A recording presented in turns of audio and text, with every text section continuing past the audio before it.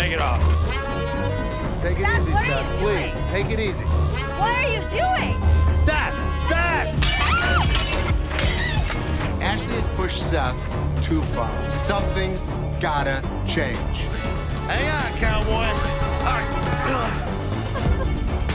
Oops, fire. Ladies and gentlemen, hold on to your seats. In a thrilling episode of Hardcore Pawn, a car in the parking lot finds itself in a rather heated situation.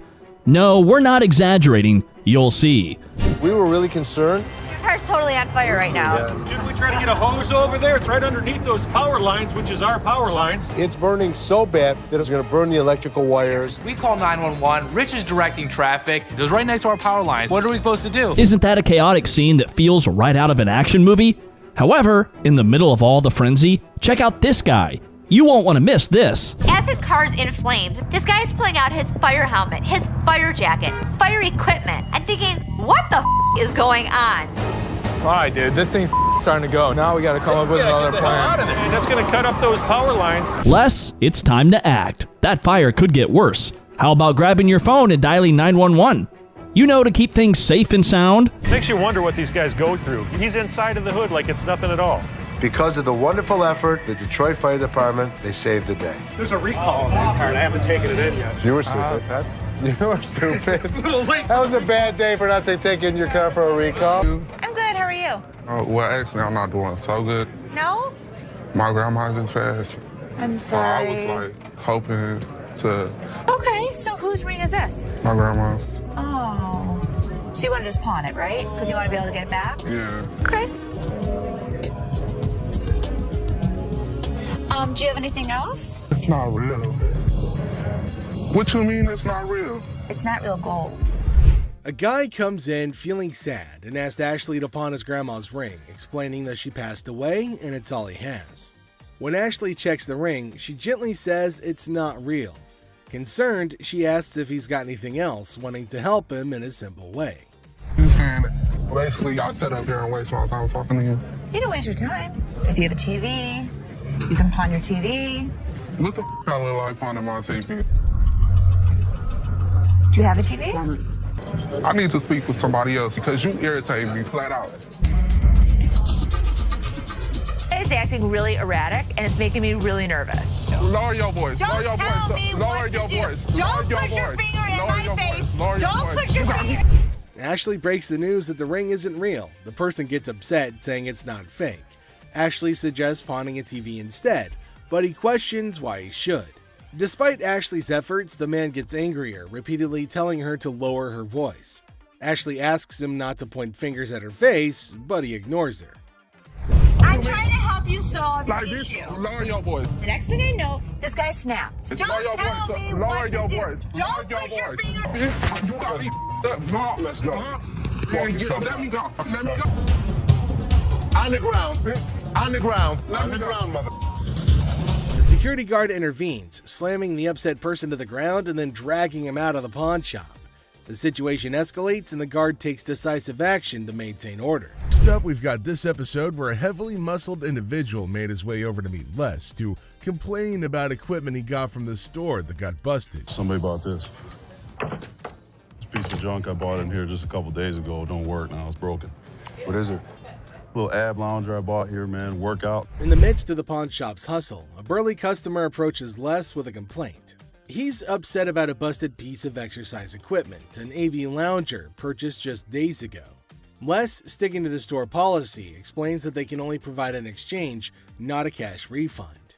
Tensions rise as the customer vehemently rejects the idea of an exchange, demanding his money back. He can only hand over another item in place of the faulty one. If you had the receipt, I could give you an exchange. I could give you I something. don't want an exchange because it's probably going to be some again. How about you just get my money? As the disagreement escalates, the customer insists on a cash refund, dismissing the option of another item. Les faces a dilemma, stuck between policy and customer satisfaction. The clash intensifies as the customer becomes forceful in his demand for a monetary refund, setting the stage for a heated confrontation. Les could match him word for word without fear. Better be some money. Or what? Or what? There's going to be a problem. How about What that? kind of... Les, accompanied by his trusty companion Byron the Snuggle Bear, stands his ground. The customer challenges Les with threats of problems if he doesn't comply. Unfazed, Les maintains his position, asserting that the store's policy is non-negotiable. The heir becomes charged with confrontation as both parties refuse to back down. As things got super heated between Les and the customer, Byron tried to step in to calm the man down. As the situation reaches a boiling point, Les and the customer engage in a verbal showdown. The customer grows increasingly forceful and Les warns against physical contact. Byron attempts to mediate and calm the customer, but his intervention takes an unexpected turn, adding a new layer of tension to the already heated exchange. Really? The confrontation takes a risky turn when the customer, ignoring Les's warnings, attempts physical contact. Byron, in a misguided attempt to intervene, escalates the situation further. Les stands firm, refusing to be intimidated while tensions continue to rise. Les questions a man's marriage. Les uses a customer's words against her. There's trouble in the office, but Les reminds Seth that he's the boss. Les kicks off the day questioning a man's marriage, using customers' words against her. Trouble brews in the office, but Les asserts his authority as the boss, teaching a disrespectful man a memorable lesson. Les shows that he's not just a pawnbroker, baby. He's a boss in control. Here are savage Les Gold moments. It looks like Les is more interested in this man's marriage than his business. Les woke up this morning with the urge to roast someone, and of all the people he could roast, he picked this guy. Things take an unexpected turn.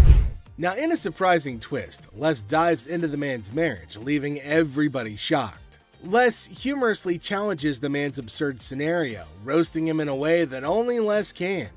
The man's attempt to buy an anniversary present with his wife's jewelry backfires, adding a touch of humor to the pawn shop drama. You get a watch for my wife's anniversary? Oh, it's not your anniversary too? Well, yeah, it is mine too. How many years you been together? 25 years. Oh, okay. How many good ones? So how did you get these? Well, we were going through some of her jewelry. She said, this belonged to my grandma. They're not real. Les posts a customer's watch request, questioning the authenticity of the jewelry.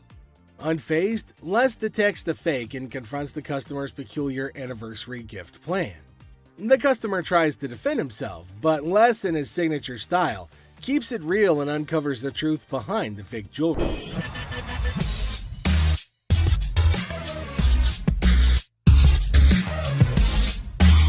How much you want to spend?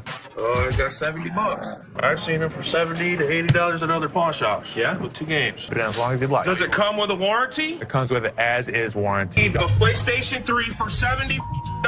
I saw them for $100. What you gonna do? I don't know.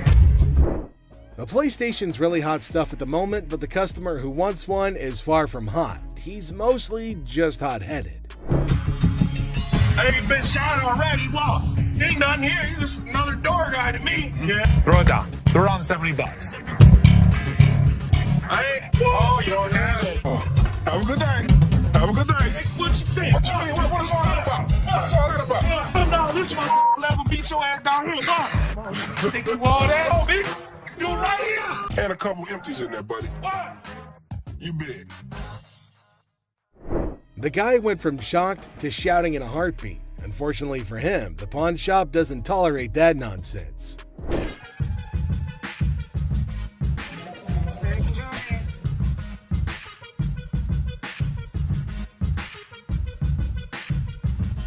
They're not real. What? No, these is real. Look, when you holding up to the light, bing, you hear that? Bing, that's the diamond sound. Don't you think I would offer you money for them? No, I know what this is. Why your big ass standing here? What the you want? So you can give me my $300. Whatever, told me my ass haters. Bye. Have a nice day. The next customer is a lady with diamonds from her fiance, or so she thinks. Les breaks the bad news to the lady, but she's got a hard time accepting the facts. Hello. Hi. Can I help you? If I'm trying to pawn this. 35 millimeter, right? Yeah. How much are you looking for? Just about $30. Got my baby's birthday coming up and just need a couple of extra dollars to help out. stuff situated for him. What do you have planned? For his birthday? Mm-hmm. A birthday party, you know, cake, ice cream. To try and get money from us. And the kid ratted her out saying, yeah, my birthday's in 2 months. There's a little bit of time you have before then to come back and hopefully have something of value. And I really would have appreciated any little thing that you could have gave me. 10 years ago.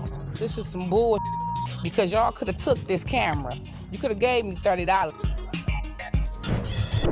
The innocence of a child didn't allow this woman to cash in on her worthless camera. She was pretty shocked her lies didn't work on Zeph. How are you? How are you today? Good. What you got? My bracelet. My baby daddy gave it to me. It would be so mad. Curtain tiebacks. What are you telling me? You know this isn't real. What do you mean it's not real? Well, it's a real bracelet. You know what? It's a real, listen, okay, fine. You're probably Don't right. trip, okay? Don't trip. I'm about to call him right now. Sometimes people get presents, and sometimes when they get their presents, the people that give it to them tell them a lie. He said this bracelet costs $500. It would be more What are you talking about? He's lying to you. Baby, did you give me some fake gold? Did you give me some fake gold? Really? Did you give me fake gold? This ain't love, baby. You said you was gonna marry me one day. Okay. Have a very nice day. Thank you. Man, this. What the is you talking about? Have a nice day. I have a nice day when Okay, you then give me don't some have nice service. Right? You know what, y'all? I'm about to take it to a real jewelry store that knows something. That's what I'm gonna do. The amount of men who give their women fake jewelry in Detroit is absolutely crazy. This woman is shocked, betrayed, and angry when she learns the real value of her jewelry. Hey, I was wondering what you could get me on a loan for the PS3. We're on a mission now, a real mission, to get my brother out of jail. All of a sudden, the cop just stopped us because one of our lights were off in the back of our brake. Bond is $300, I got $150, and now I'm here, ended up with his brother trying to sell his video game system on his games and the controller. See what we could do with that. 95, suppose I get to 100 for you. 100, mama. I can't. 100. I normally would have given $80 on this game unit. I went $15 over, and that wasn't even good enough. But too bad I couldn't help her out because I wanted to help her. But I hope she can find the money. Two customers come into the pawn shop on a noble mission of freedom. However, Ashley lets them down easily, but at least they take it better than most customers in this video. Pawn shop because we, is in need of money. And we're trying to pawn this VCR and this TV. Okay, when you put it on there like that, you wouldn't. Where's the income? You want to go to that? So what? I was ready for them to have a full-out brawl out there. Get your ass on somewhere. No, get your ass on, hockey ass. I tell all ladies and everything. Can I help you guys? Why are you guys fighting? I kicked this. What he said, it was offensive. Yeah, we're pretty looking for TV. Sell it. Actually, yeah, we gonna pawn this. No, the TV didn't get dropped. Come on. It works. $20. All right, 20 will work. Hey, you can each get 10. Oh, you agree now? All right, just give it to this gentleman. We're gonna do this for 20. Just go online, get your ticket, and get your cash. This is a general conversation. Okay, well, we still in a relationship though. Tiffany, seriously, maybe you should go in the parking lot and just wait for him. You're right. I am gonna ring in the parking lot. That was really pretty. I like that. A chaotic couple barely makes it to the pawn shop before smashing one of their items in an argument. The couple is more sad than shocked that they've rendered their items worthless. Hi, how are you? I'm good. How about yourself? Doing all right. I've got a ring I want you to take a look at for me.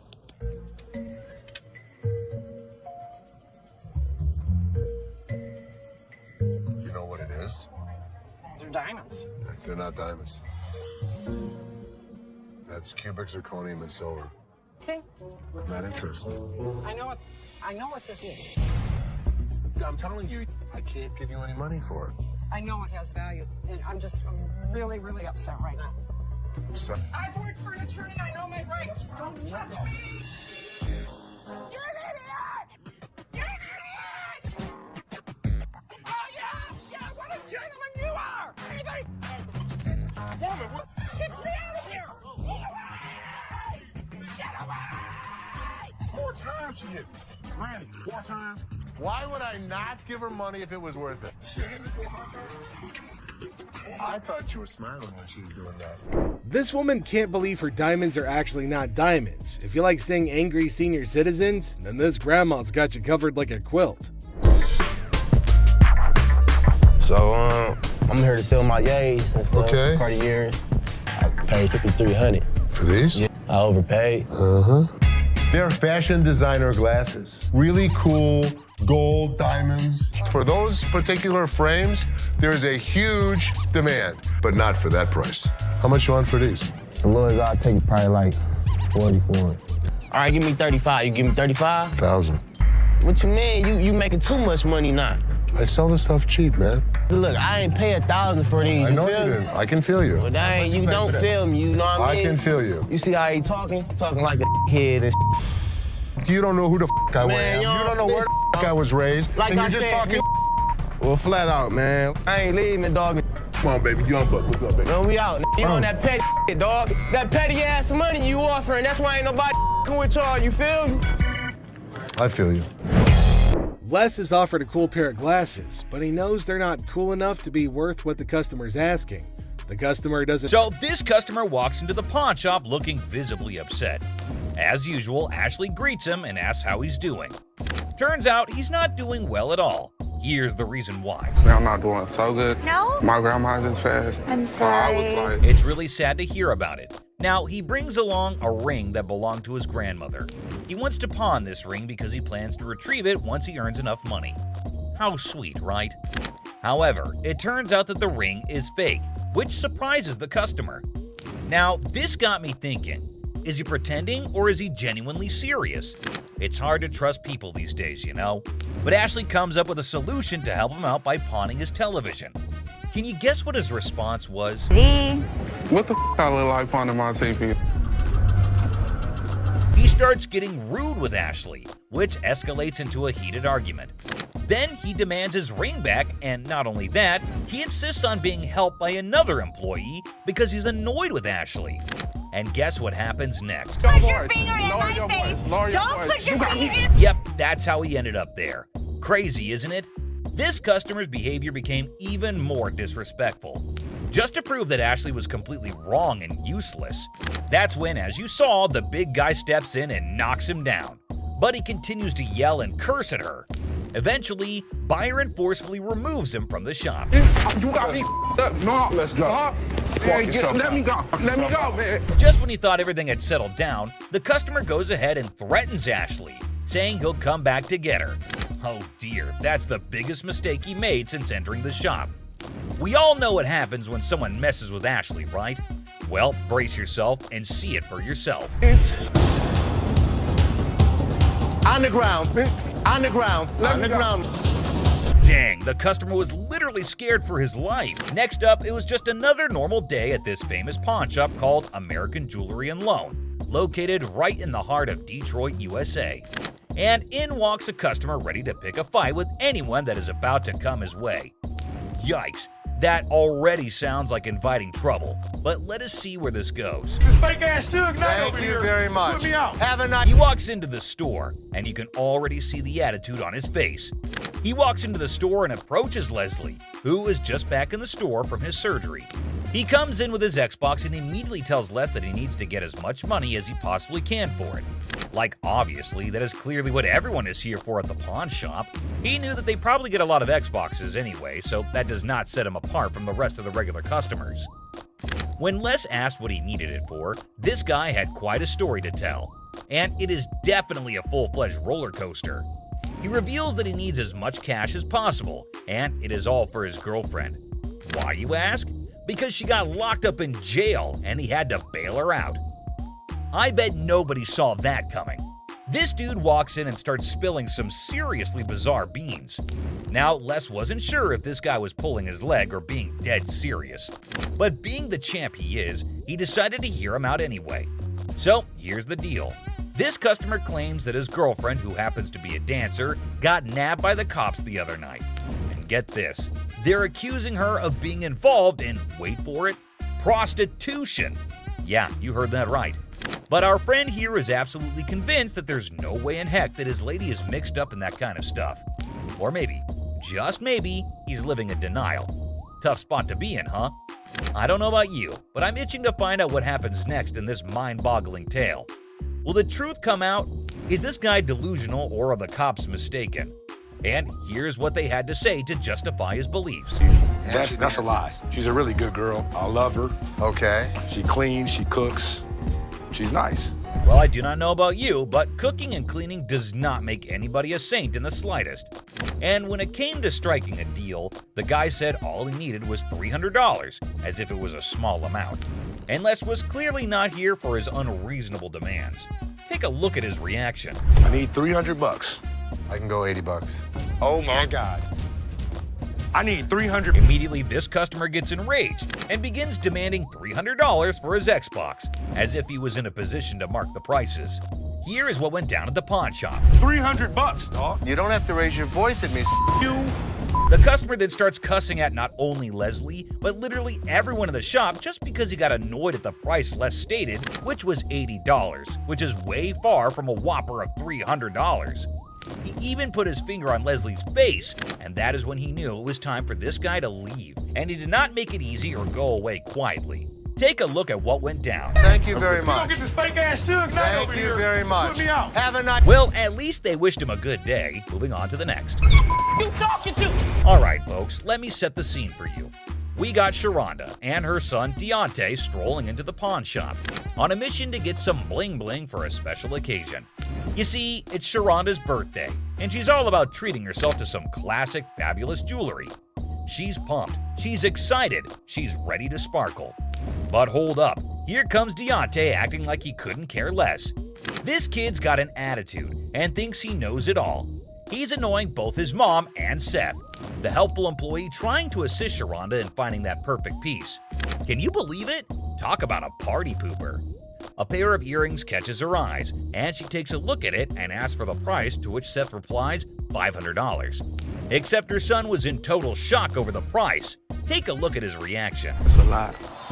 That wouldn't even cost that much at a regular jewelry store. Well, that's okay. I like it. No, we're not a regular jewelry store. It's actually cheaper than you'd get it anywhere else. Seth was clearly annoyed at this boy's remarks because obviously he knew what he was doing, and his comments were not helping with the purchase.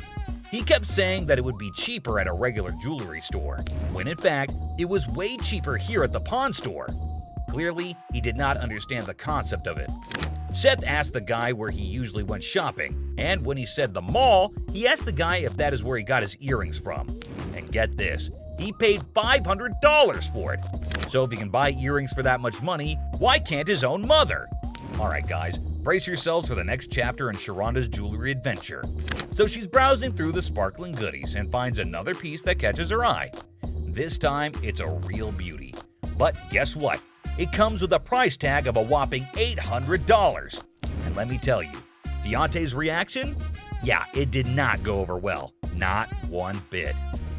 You gotta see this, folks. The tension in the air is thicker than molasses as Sharonda reveals her newfound treasure to her son.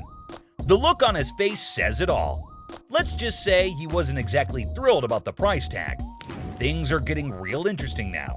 Take a look. 800. Listen, you need to shut up before I knock you for real. Sharonda finally loses her cool and tells her son to keep quiet because it is her birthday and she is allowed to pick out whatever she likes, and he definitely does not get any say in this. Seth comes to her defense too and tells the son that it's her birthday and her money, so she gets to make her choice. And then things take a turn for the worse when the son finds this out. So you spent $500 on those earrings? Yeah. They're CZ's. Watch your mouth. But that's bull.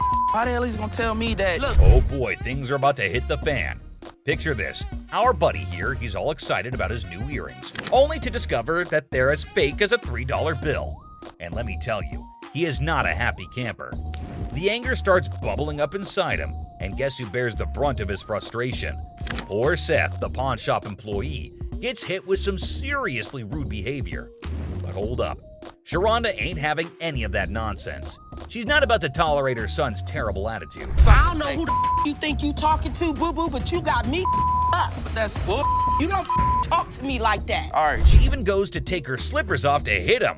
But by then, everyone in the store starts to stare at them, and it does not go well. She was hot. Who the is you talking to? Who the is you talking to, boo? She quite literally chased him out of the store, and that is what you get if you make your mom angry on her birthday. Yes, ma'am. I was coming to pawn my ring because I have to pay my rent. It was due a couple weeks ago. Oh, okay. Why you keep looking at my ring like that is real? I mean, what, you want the studs on my lip or something? Pawning it. I'm not buying it. You're just pawning it. You want to pawn it? Keep control of herself. I don't know what the hell her problem was. I don't give a what her problem was. She's lucky my security staff didn't beat her ass. There's never a shortage of people who don't know their item is fake. The truth makes this woman explode at Les, but she never stands a chance because Les has backup. Hi. Hi, I'm Ashley. I'm Nana. Nana. Mm-hmm. I called up here and I got an estimate price, and they told me that I could get $400 for these. You called up here and got an estimated price. Yeah. Who did you talk to? Nicole? Nicole. Over the phone? Yes, ma'am. But we don't see them over the phone. She's lying. Where Nikki at? Nikki. Nicole. Well, which is it, Nicole or Nikki? Listen, it's real diamonds. All I know is I need my $400. All right. I'm looking at the diamonds, and I know right off the bat the weight is just not gonna make it. I know I am not gonna be able to help her. I can do 185. No, I'm not. I mean, you're not gonna come in here demanding money from me. Yes, I am, because that's what I called for. Nikki! What? No, Nikki! Where this bitch at? She all of a sudden darted away from me, started screaming for Nikki. It was like a bat out of hell. Where is... A customer comes in to pawn her jewelry, but she's not ready for what Ashley has to say about it. Excuse me. Nikki! First of all, you're not gonna scream in my store. Well, first of all, you're not gonna walk up on me either. This is Nikki, and they told me that they was gonna give me $400. Oh, so look at and these now they telling me that I can't get my money, and I need this now. Don't you dare. That. I need my money right now. I don't know what this chick was talking about. She was very confused, but I know one thing for certain. Nana needed to go. You like that? Well, you disrespected me, my store. Y'all bitches. Okay. Everybody in this mother y'all. Joe. All y'all. Okay, have a good day. And kiss my ass. Keep walking. Bye. Nana. You bitch. All you mother. Give me a headache. Nana's smart enough to leave before security throws her out, but she makes sure that she's got the last word. How you doing? How you doing? Fine, dude. Good. Oh, wow. How can I help you? Looking. And realistically, I'm not going to be able to give you a loan on that TV. It's just too old. It wouldn't matter much to me. I would rather sit here and talk about almost 2.5 years, junior varsity. I got a $80,000 resume. So this guy says that he's a Homeland Security officer and has an $80,000 resume. Well, then why are you bringing me an old-ass TV? A customer comes in to pawn a very old-looking TV and DVD player. This is a type of thing that nobody's interested in. I do for you. This stuff is just too old, and I couldn't take this under goodwill just because it's a fire hazard. Look, I'm trying not to just make this. You know what? No, allow it. Me? I ain't say you. I said Perfect. You understand? Take it out of here. No. I didn't bring it in. I You're don't take give it a out. damn. Oh, yeah? I don't. You think you scare me? You make me. Watch. Seth won't take the man's old items, and neither will the man. I don't care if I don't. So get the out of here. You make me. You want to see me make you? Yeah. Watch. Don't touch me, man. Hold the up, man. This ass don't ever do no deals with nobody, man. This ass don't do.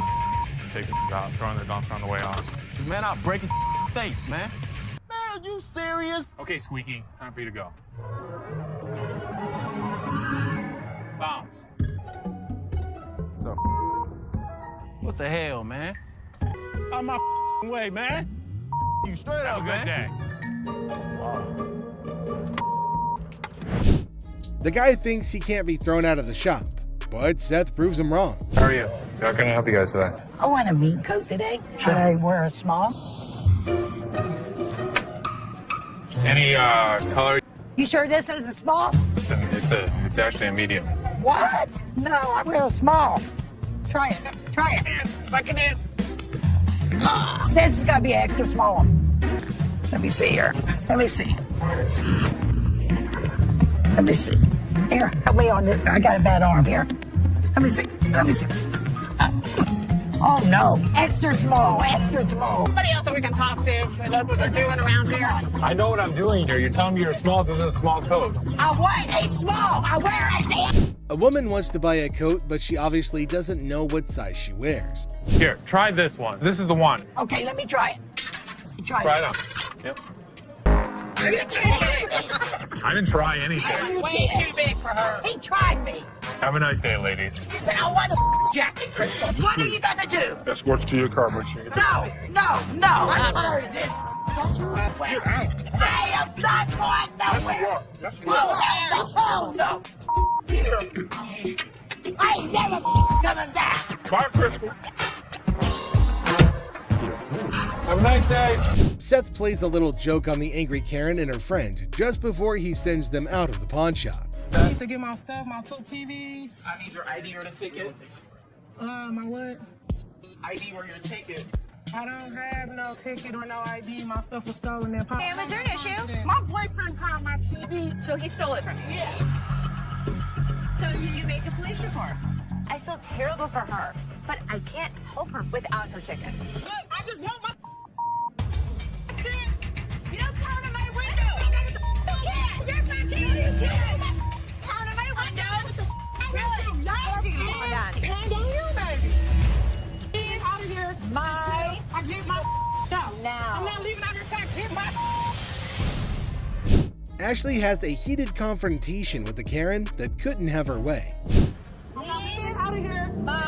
I get my no. I'm not leaving out here till I get my leave. I'm not scared to leave. Bye. I ain't scared to leave. Okay. Bye. See ya. No, Mom, calm down. See ya. We're not the police, but damn it, we're not your local psychologist neither. And you have a lovely day. God. Ashley makes sure the angry Karen leaves the pawn shop, but she doesn't do so quietly. Ma'am. I just bought this TV. It's broke. No, I don't. When did you buy it? I bought it yesterday. Yes, I did. I need you to give me my money back. I don't know if you bought it from us. But you owe me for my DVD. Where's your receipt? I don't. Do I need to get loud? No. Why not? This woman starts trouble when Seth refuses to change her TV. Excuse me. Who do you think you are? I don't need your help on this one. Thank you. Mom. Oh my money back. Excuse me. Oh. Excuse me. Excuse me. What you do that for? Unreal. Anger management. She doesn't last long in the pawn shop, and she even broke the TV more for some random reason. Look at a watch. Absolutely. Is that a ladybug? It is. Yeah, that looks kind of nice. Full cut stones. Mystery guy.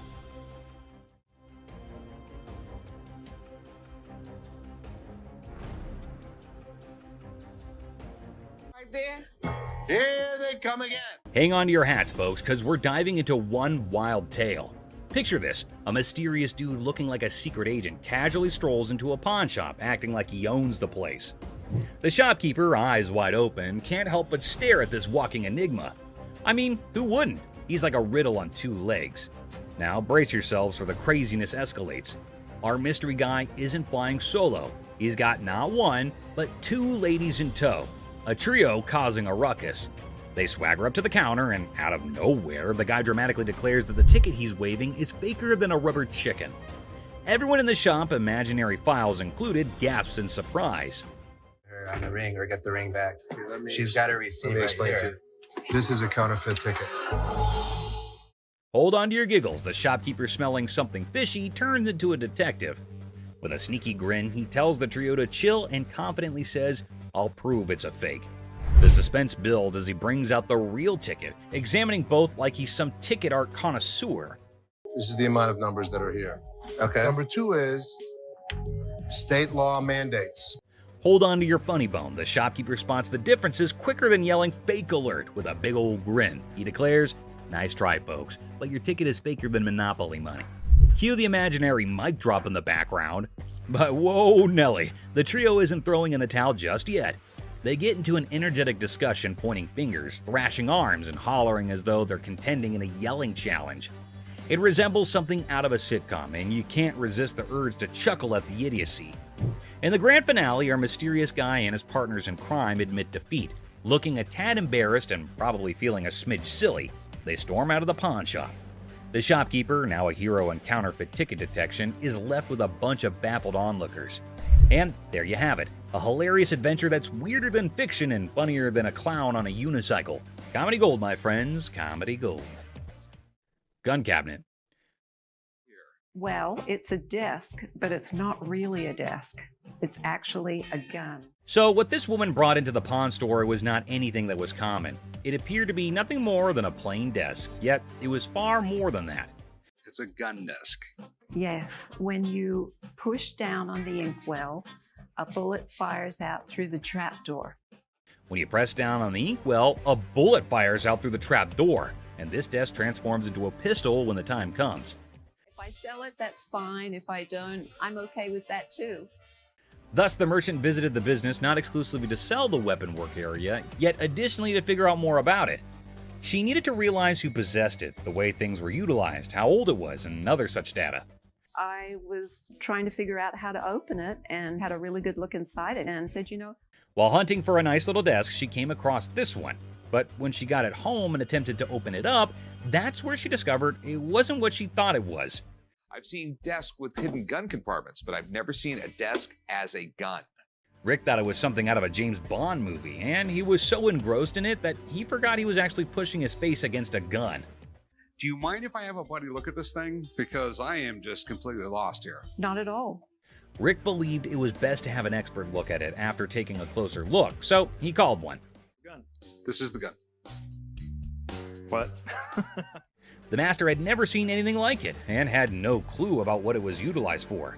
Yet, in lieu of what he saw, the master reasoned that it was made somewhere in the range of 1890 and 1910, which was an issue. Even though he couldn't guarantee it, the Pawn Stars may buy it in a gray area. Bring it to a gunsmith and have him professionally deactivate the mechanism. Then it can be legal to buy and sell. The only way to buy and sell it legally is to take it to a gunsmith and have him deactivate the mechanism. Only then can it be simply and legally acquired and sold. I wish I could help you out more. It's just one of those things. Thanks for bringing it in. Oh, you're welcome. Orange Bowl ring. I decided to come to the pawn shop today to sell my Penn State Orange Bowl ring from 1973. This individual then brought in an Orange Bowl ring from Penn State in 1973. He was in the shop trying to sell it since he needed the money for upgrading his house, and he reasoned that it must be valued at least $1,500. Where'd you get this? You know, I went to Penn State and guy down the hall played on the team, and he needed some money, and I bought it back then. The seller claimed that one of the team members needed some cash and that the only thing he had was that ring. Thus, the man paid him the necessary funds and purchased this ring. You know, it was Jeff Clark. He didn't play too much, but he was an outside linebacker for the team. This particular ring belonged to a linebacker named Jeff Park, who was a member of the squad even though he didn't play much. What are you looking to get out of it? I'd like to get $1,500. Okay. Just as he previously stated, the man wanted $1,500, but Rick needed to examine the situation more carefully before making any moves to get the ring. It was then that he discovered that the ring had a problem. The price is reasonable, but it's illegal for me to buy or sell anything when any identifying mark has been removed on an item. The ring was cool, but it was also reasonably priced considering that the engraving makes it completely identifiable. It was no longer lawful for Rick to purchase or sell this ring after the engravings were taken out. I'd be more than happy to buy it off you for $1,500. Problem is, it's like buying a car without a VIN number. The seller was a little confused as to how the removal of a few inscriptions might make the ring illegal to purchase or sell. As a result, Rick and Corey had to thoroughly explain everything to him and let him know that despite their best efforts, they're unable to handle it. All right, dude. Okay. Sorry I couldn't do nothing with it. Okay. I know 1,001 people I could have sold this ring to and made a fake bill. I have some political memorabilia, the Secret Service ID for J. Howard McGrath, Attorney General of the United States. This individual entered the pawn shop with a $10 bill that had several signatures on it, a White House pass, and several Secret Service IDs. He estimated 1,000 figures for each of these items. But before beginning to negotiate, Rick needed to learn more about them. He was the chairman of the Democratic National Committee when Truman ran for president. Rick was prepared to strike a deal after briefly discussing J. Howard McGrath, the Attorney General of the United States, and how influential he was in Washington politics. But there was a small issue. You got some neat stuff here, and these three things right here, I really want to get checked out. Rick checked everything and concluded that not just the dollar that the man had brought in was counterfeit. Rick had to see the expert to find out if he could purchase the other items, since he had a hunch that doing so might be illegal. You don't want.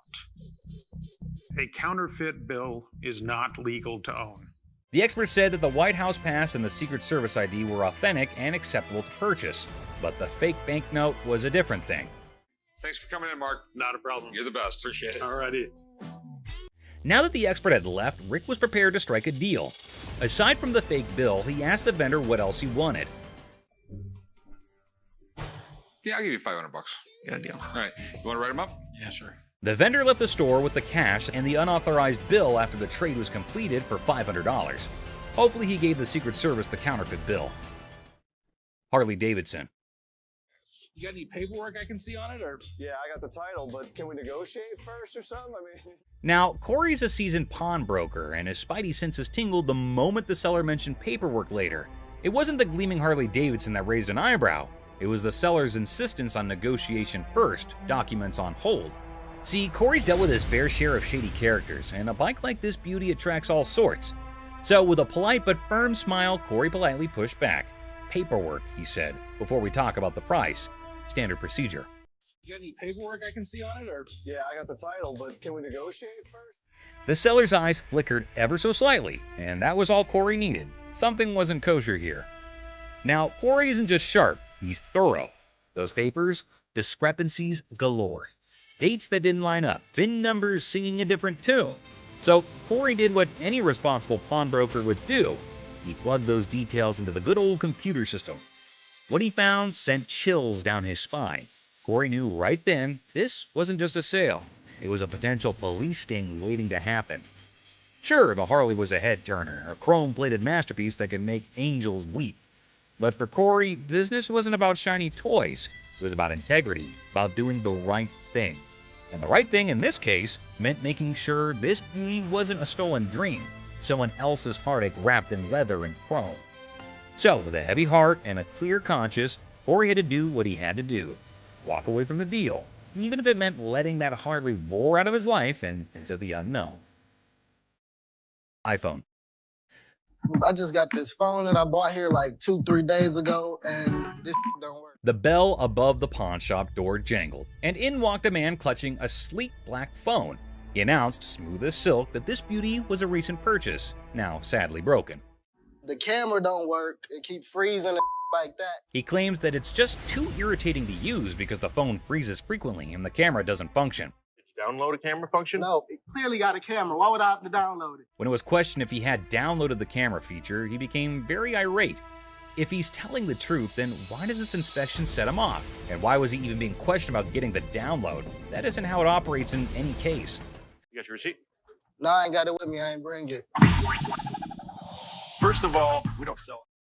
We can decide right now whether the client is attempting to misdirect. Rich, the seasoned pawnbroker behind the counter, felt it too. That intuition, honed by years of dealing with all sorts, that sixth sense for trouble, it was screaming at him. This wasn't just a customer with a broken phone. It was a game, a play in progress. As soon as you give me that receipt, I can see what I can do for you. I don't have my receipt. I just clearly told you that, man. Clearly, you told me that. So Clearly, I have we to tell need to you fix this, that or without the receipt, there's nothing I can do for you. Rich yells, "Are you messing with me, man? You came for a new phone, but you don't have a receipt?" However, the man persists in insisting that all he's asking for is another phone. If he said clearly one more time, I was going to clearly have to knock his freaking head off. We're all aware that Rich needs the receipt. You, my man, are not. Who sold the phone to you in the first place? somebody here. When questioned who exactly had sold him the phone in any case, he quickly pointed at any random employee. We haven't had one of those up for sale since I've been here in 6 months. I mean, I just seen you in 2 weeks. Furthermore, it appears that the youngster he pointed at didn't know why he was being called for. Thank you very much. I appreciate you coming on over here. You can go back to selling that computer. All Rich knows is that it's an iPhone, but he's more irritated by something else.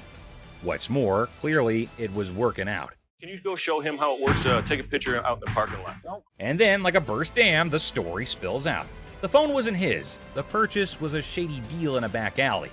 The frustration wasn't with the camera, it was with the consequences. The cold sweat of a gamble gone wrong. With a sigh, Rich ushers in the man and his broken phone out of the shop. The heavy silence echoing their unspoken pact. The truth had been told, the game was over. That's all for our video. We hope you liked it. Please comment, like, and subscribe. Don't forget to hit the notification bell for more videos like this. Share it with your family and friends. See you next time. Christina stealing money. Here's something curious happening. Les seemed to be very angry over that man. Don't know what that man was doing there and what he had done, which made Les angry. Let's see what will happen. Ant stole the leftover money. Everyone there is so angry. What is going to happen now? Les is curious as he is sure that Christina cannot do this kind of stuff alone. There must be some other people supporting her in his play. Les is taking it to extremes and asking again and again if there's another one with her. Have you been working with any other employee? No. All alone without any knowledge of anybody else stealing from us, correct? Oh God, he asked her to send her to jail if she did not speak the truth. Oh my God, things are getting worse. She's not telling anything. Pink coat. The woman swaggers into the pawn shop, yelling that the pink coat is hers. Guess who she encounters for the argument? That's right, it's Les. Well, oh no, she's done it now. What could happen to her after upsetting the big dog? Let's find out. What would you do if a man strolls into your shop with a massive bag?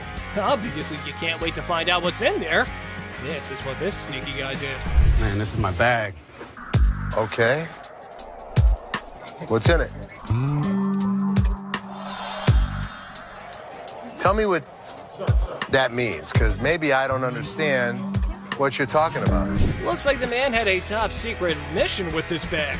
He didn't let anyone unzip it. In my opinion, he's a freak. See for yourself how the whole scenario went down. You can't bring in a big bag into a business and not expect to have it searched. What the hell? Oh my God. My man, oh my God. What the hell? Wow, that was unexpected. I can't believe what just happened. I might need a moment to process this. It's not something any of us were prepared for. So I'm just gonna let things lie. If I see anything on the news, I'll report that he was here. I saw that. For all I know, there's a half-naked man in a gold G-string running around the streets of Detroit. Holy Pregnancy deal. A pregnant mom walks into a pawn shop, excited to purchase a wooden horse for her unborn baby. I was just here last week, and I seen this horse that y'all had, and I really want it. I didn't have the money last week. For sure. You saw it? Where is it? It's right over here. Sure. When are you due? Well, I'm due next month. Oh, it's your first? Yes, it is. Oh, but the down part was that she has no money. How unfortunate considering her husband left her. Hearing her story, Ashley gets all empathetic and decides to give away the object to the yet-to-be-born baby mama. This is what she has to say. Let me tell you what I can do for you. You give me the 5, and then my gift to you is the remaining 15. That'll be great. That'll be really great. Okay? It means so much to me. Well, everything went well for the lady, and even Ashley was proud of herself for doing a good deed. Until this happened. Help you and the baby. What the Hello? Excuse me! Excuse me! Wedding ring crook. Looks like someone's sleeping on the couch tonight. This wife found a pawn slip for her wedding ring in her husband's wallet. Time to hit up the pawn shop and get it back. So your husband stole your wedding ring? Yes, he took it because we're having financial problems. I get why he did it. I just want to pay for it and get my ring back. Did you make a police report? No, I didn't make a police report. The hell am I gonna make a police report for? The angry wife missed the no ticket, no service memo.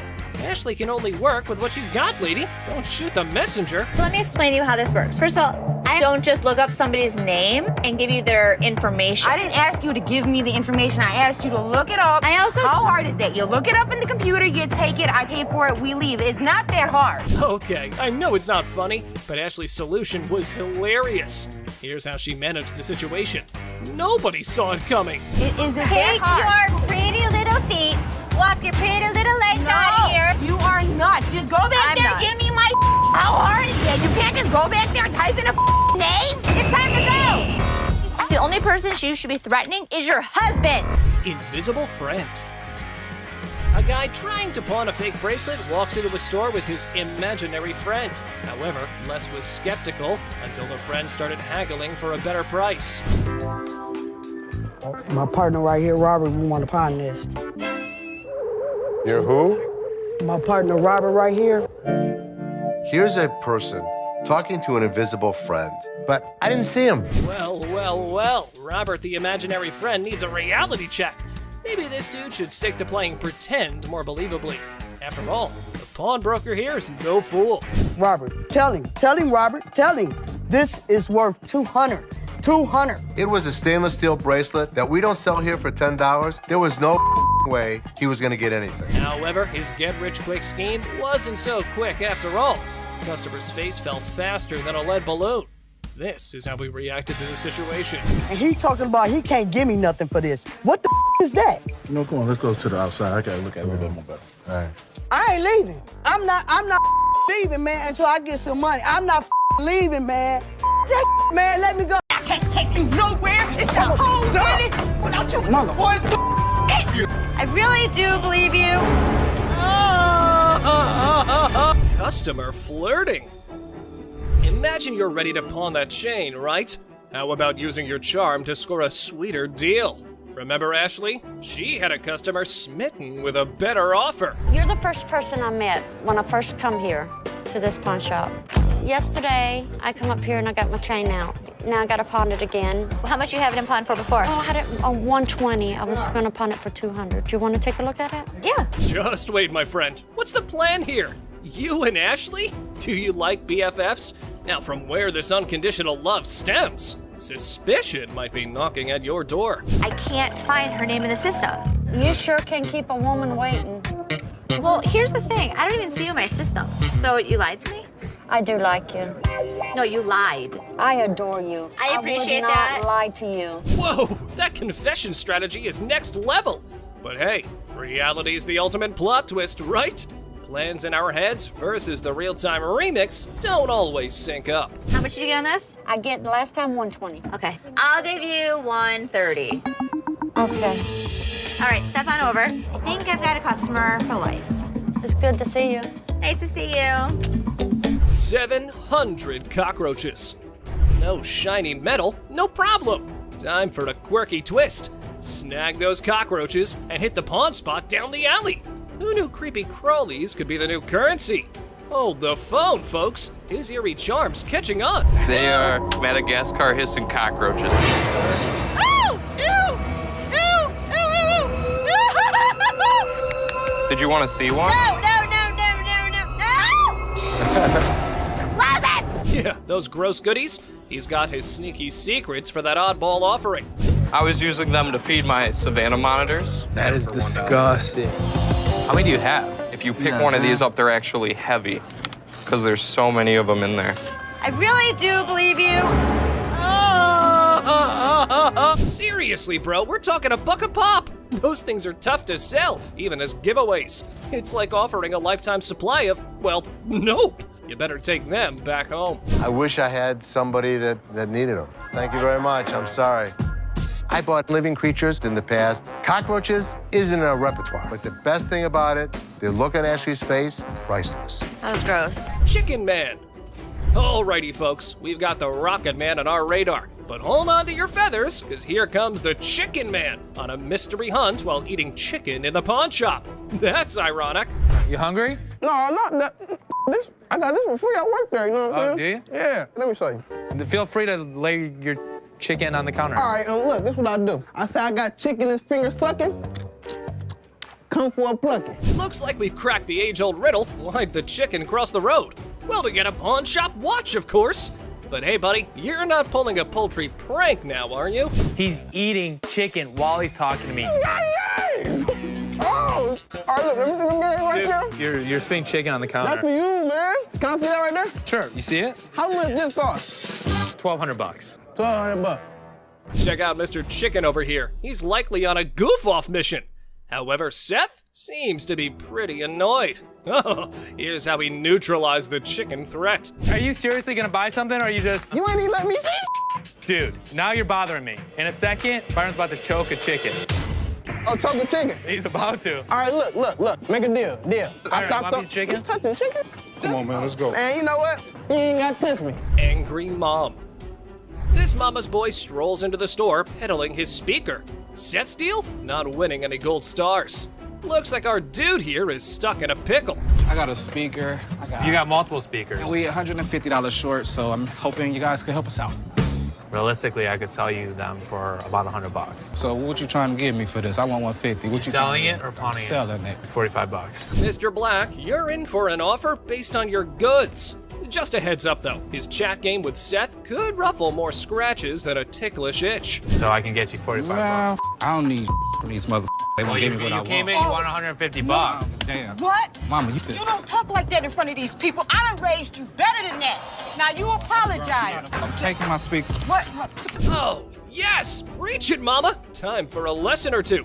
Junior needs a masterclass in manners. Let's dial up an apology for his bad language. I can't take you nowhere. It's the whole city without you. Mother. Boy, What do I pay you guys for? I'm hiring her. I can't take you nowhere. I hope this kid learned his lesson. Right. Don't hit me no more.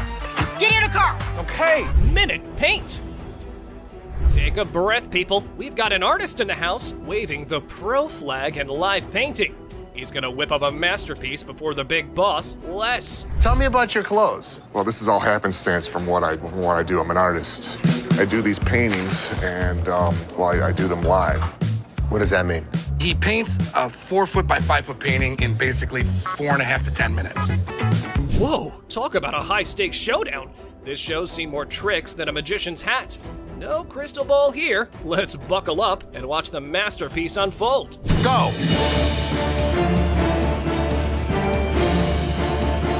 We're at 2:20. 5 minutes. 2 minutes left. Oh my god, that skill's on fire! Our paintbrush skills are lost at best. But looky here, Mr. Pro's got his bag of tricks. Here's what Les has to offer. $100. If we can meet it up to 500, I'll go a couple $100. deal for 200. Deal. You got it. Thank you very much. Thank you very much. I love it. I love it. Disrespecting Ashley. This man is on the hunt through the shop, spotting a dirty couch. Fresh in a new city? The furniture hunt's on. And guess where you score budget-friendly items? Yep, the pawn shop. Have a look. We have used furniture, and we give deals. Our used furniture sometimes has things on it. Why is it so freaking dirty, man? Because it's used. That's why it's $397.77. Really? Well, I only got $200. What's the dilemma here, man? Buying a used sofa at a pawn store and expecting showroom shine? Your brain might not function properly to have such an expectation, sir. Let me try this out, man. I'll tell you what, my shoes are cleaner than this couch. Then don't buy it. Make me a deal. I got cash in my pocket, man. Wow, Come on, man. $200. Come on. Did you catch the words he just uttered? Mr. Couch is clueless about the league he's stepping into. Time for him to gear up because Les is on the horizon. Okay, it's time to go. Come on, man. Come on. Here we go. Yeah, come on, man. Here, come yeah, on. man. Come on. Right. Don't make my. Come on, man. This is how we do it in the team. Yeah. Walk out. Walk out, my man. Deal with the devil. Here's a spooky one. This might not be your regular Tuesday, because this time, the devil isn't at the crossroads, but at the pawn shop trying to sell his gold for cash. How old are you? 2,500 years old. Great. I finally got to meet somebody that's older than my dad. So how can I help you today? I want to get rid of this gold. I don't want gold. I want money. I think he's crazy. But interesting fact, people, this time around, you don't have to give your soul in return, but some cash, and the devil's good to go. Here's what happened next. This guy might take the cake for the weirdest guy that has ever walked through the store. How much you want? Tell me what you give me. I could have gotten $650 for this stuff. Can't do it. Maybe $650. Les hasn't ever made a deal with the devil. But this time around, he's willing to crack this one, being ready to outwit even the Mark Trickster. You want 610? I take 650. I can't give it to you.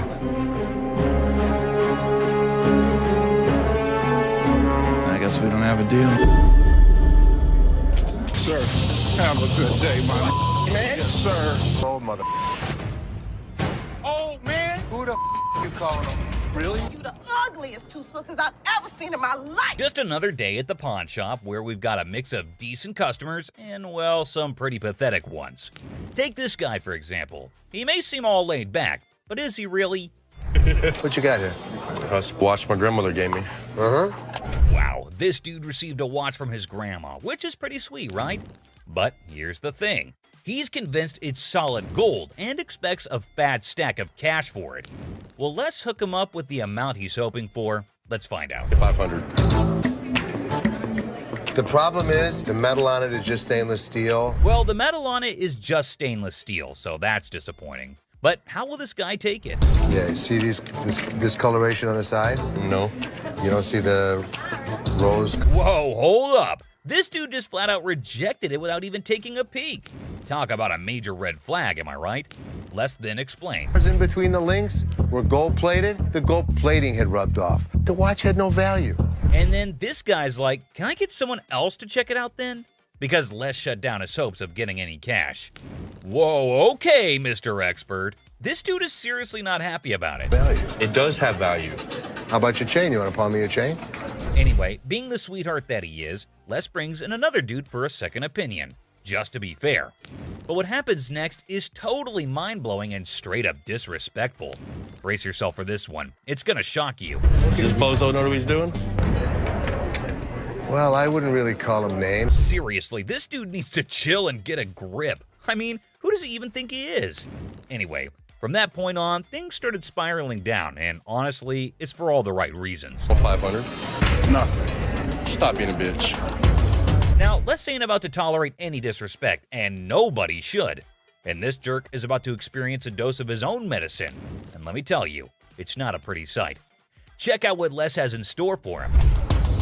Give me my mother, man. Come over here and pick this bitch. Oh man, this dude is about to get serious flipping off. I kid you not. You know what goes down with idiots like him? They're in for a rude awakening. You, get him here. Let's go, my man. Have a good day, sir. Have a good... Gotta admit, that was seriously hilarious. What did Les have to lose? Nothing at all. But this guy, oh yeah, he got exactly what he deserved. The man just couldn't stop with the curses. Sir, let yourself out. Let yourself out. Oh, you think this was intense? Well, hold on tight because you haven't seen anything yet. So this dude walks in, right? And he brings in some equipment, no beating around the bush, and straight up expects a cool $100 for it. Can you believe that? Like, I'm trying to get at least $100 for it. $100,000? Yeah. I won't even be able to sell it. Well, the guy just flat out tells him that there's no way he can cough up $100. So the customer's disappointed, but hey, at least he's keeping his cool, right? So how much can you give me, man? $20. Well, we're clueless about what this dude's gonna pull off next. But hold up. Seth comes swooping in to handle the situation like a boss. Let's see how he tackles it. Sitting on the back? Do you know what it is? It don't matter how many you sitting on in the back. Because then I can't. Well, things are seriously heating up, and it's turning into a real mess. Seth tries to talk some sense into the guy, but he's just not cooperating. And instead, he's shouting like there's no tomorrow. Dollars for this. You paid $200 for that, I overheard? Yeah, I mean, really, you paid $200. So Seth breaks it down for him, saying it's not even worth $100. But this dude is now causing a scene, making a big fuss that's grabbing everyone's attention, to be honest. I'm trying to get money for it. I've been waiting in this line for an hour. I need more than This guy seriously needs to calm down. He's dropping way too many curse words. And honestly, it's gonna be his one-way ticket out of the shop. That's when Les steps in to take charge. Let's see how that plays out. You gonna do old man? Who are you calling old mother? Old man? No way, he actually said that? Like seriously, what the heck? This guy just keeps digging his own grave, making the situation even worse for himself. Brace yourself, because what he does next is gonna leave you absolutely stunned. Really, mother? I got this. I got it. You want to give me more than 20? Oh my god, seriously? Can you believe it? This dude actually tried to mess with Les and thought he could get away with it without being kicked out. That's some messed up behavior right there. Like, what on earth was he even thinking? Wait for an hour. Really? Me? You. Well, he totally got what he deserved. But guess what? That's not even the end of it. Brace yourself for this next one. So, this lady strolls into the store wanting to treat herself to a fancy watch.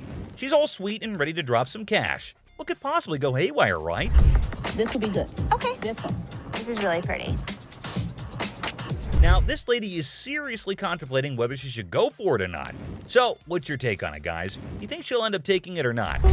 That's really pretty. It's really pretty. Good on you. That was 100. 100. Okay. She went for it. Well, everything's going pretty darn smooth so far. I don't want to jinx it, though, so let's just wait and see what unfolds next. Here. No. What is this? It's a $100 gift card. $100 gift card? Hold up. Is that for real? She whips out a gift card with all this confidence, and hey, is that some kind of new payment method now? Ashley looks totally baffled by this turn of events. Not a gift cards. What would you call it? It These says are preferred customer. Right. Man, this lady is already super worked up the moment Ashley spills the beans that it's not a gift card. And she goes on to explain the situation. Talk about major agitation right off the bat. It allows you discounts on the sales floor. You can't swipe this card and apply. This lady is seriously caught off guard and maybe just can't handle the fact that it's not a gift card. And well, she's getting a bit too aggressive, folks. You know, the kind that usually gets shown the door and tossed out of the shop. Turn around and swipe it, okay? There's no swiper on this. So you telling me I'm losing? I gotta say, this lady is giving me some major secondhand embarrassment. I mean, it's crystal clear that the card cannot be swiped. Like, come on, that's basic common sense. But no, this woman just kept on making a complete fool out of herself. I don't understand up in here, okay? Well, what is she gonna swipe? Hold on one second, let me explain this to her. Man, the way this woman is yelling, it won't be long before she gets the boot from the pawn shop.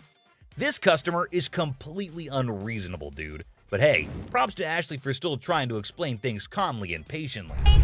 Where do you see a swipe thing on this? Do you see a Someone needs to rein in this woman because the way she's throwing a fit over a gift card is seriously ridiculous. I mean, does she not even realize how foolish she looks? Just look at her, still going on and making an absolute spectacle of herself. Somebody want to buy a preferred gift card? There's not $100 on it. There's not. Man, people can really lose it sometimes. It's wild. And last but not least, we get this other dude who goes absolutely bonkers. But here's the kicker. It's not about something he wants to buy or pawn. Now, you might be wondering, what on earth set him off then? Well, keep watching to find out.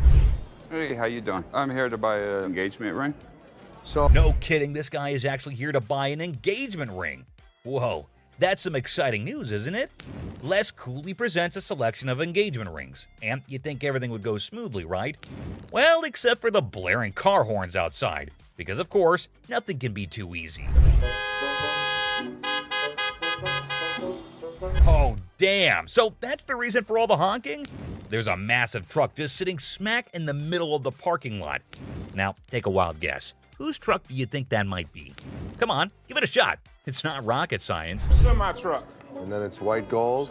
That's me. Sir, can you... Ding, ding, ding. It's none other than this guy. So Les politely requests him to move his truck from there. And what do you think his response was? Find your place to park? Oh man, come on now. I'm in a hurry. I can't be moving my truck in this.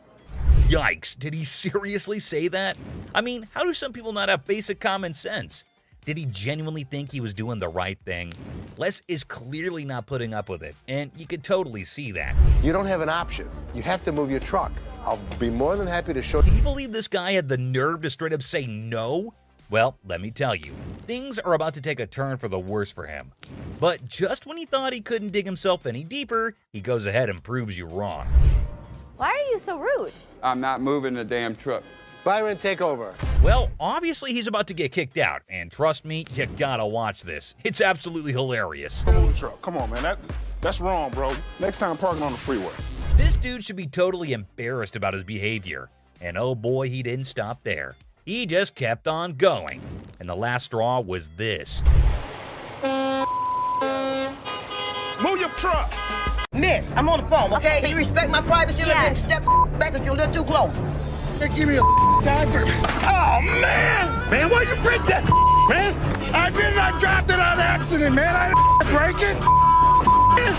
I thought it was you, man. Oh, that's good. Now you shouldn't have that. Where's Nikki?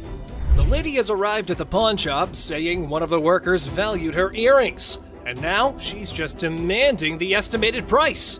What a mind wreck, I gotta say. Who'd you talk to? Nicole? Over the phone. Yes, But ma'am. we don't see them over the phone. She's lying. Can I see your merchandise while I'm at work and while you're sitting in your living room? You need to come in, you need to evaluate your earrings, we need to test them. Where Nikki at? Nikki. Nicole. Ashley, ever the detective, was in suspicion mode, attempting to dissect the situation. However, the customer's reaction swiftly threw a wrench into her gears. Listen, it's real diamonds. All I know is I need my 400. I'm looking at the diamonds, and I know right off the bat the weight is just not gonna make it. I can do 185. So what you're saying is you're not gonna give me that $400, right? No, I'm not, and you're not gonna come in here demanding money from me. Yes, I am, because that's what I called for. Well, it appears our lady has raised some eyebrows about her sanity. The idea of consulting Nikki to identify this loudmouth was now on the table. Where this bitch at? Excuse me, this is Nikki, and Nikki, she claims she talked to you at 10 o'clock this morning. I don't even know her. I need my money right now. She was very confused, but I know one thing for certain, Nana needed to go. Phone call lady. This one time, an elderly woman disrupted the quiet at the pawn shop with her booming phone conversation. Oh boy! To Ashley, her voice was nothing more than a symphony of annoyance. You ain't supposed to be talking to me like that either. Who the hell you think you talking to? No, I'm talking to you. Ma'am? You know what? You know what? Ma'am? You know what? Excuse me, I'm on the phone. I know, but You know- you're No, I'm not. Excuse me. Hold on. Miss, I'm on the phone, okay? Okay. Can you respect my privacy a little bit and step back because you're a little too close? What's the matter with you, lady? You're in a public place. This ain't your backyard. You better keep your volume down or take your business elsewhere. Duh! Miss, get somebody to help me, please. What do you need help with? I need some help with my rings right Can you here. take off your Having- Wait, you just walking up on me like, can you see my rings? I don't even know who you is. You want me to help you? Don't walk I up on can me. help you now. Do not walk up on me. Or else what? Okay, keep walking to find out. This lady was probably angry with someone else and had decided to make this pawn shop a stage for her little vent session. Well, here's how Ashley took control of the situation. Now, can somebody help me other than you? No. All right, that. Don't follow me no more. I won't come back in this bitch. All the motherfucking times I've been coming in here giving y'all my motherfucking and this is how I'm getting treated. Y'all. I told you. I don't know who the hell this lady was mad at. You. 70s PC. Two older folks enter the pawn shop with 1970s computers. They hope to sell them to fund a trip out west. Let's see if they were able to enjoy the blast from the past. Got some equipment here. So how much are you looking for? About $900. To be honest, if you bought these new, it's about like $400. We need more than that. Yeah, we need more than that. What I can offer you is $0. Zero. Things took a sudden turn, and honestly, it felt like we stumbled into some reality TV treat. Buckle up, because this pawn shop just got a lot more interesting. You mean zero? Most people don't get that aggravated when they bring in like ancient artifacts. Yeah, people collect these. Oh, they're antiques now. We'll take 800. $0. That's the How many best times do I need to tell you? No, We're not 800. interested in it. Leave the I store. ain't I'm taking not it out of taking this it. store. Well, fellas, y'all better just use it to scroll some pictures of the out west, because I probably think that trip's now canceled. You and you. You too. Oh, man! I thought it was you, man! Didn't have that. Put it in the dumpster if you want. She slap. Our big boy seeks an appraisal for a ring, and guess who he stumbles upon? None other than Ashley, the queen of quotes in this pawn shop. This ring right here, I wanted to get it appraised, see how much it might be worth. I also wanted to know how much you guys would give me for it, like as a pawn, and then I pay it back. Okay, when I give you an appraisal, that's not how much I'm gonna give you in pawn. Okay. Hold on. The gentleman minding his business faces an unexpected twist as his lady swoops in, ready to reclaim her ring most dramatically. What are you doing? He wanted an appraisal on this ring. On my ring? Why'd you take my ring? Well, I wanted to see how much it was worth. Bull. You're a liar. Why'd you take my ring? Ouch! Painful lesson learned, folks. Our big boy now knows the golden rule. Never pawn your wife's ring without her permission. Priceless wisdom, I must say. Sorry. What? All of a sudden, boom, punches him, and I am dumbfounded. You're a idiot. Let's go.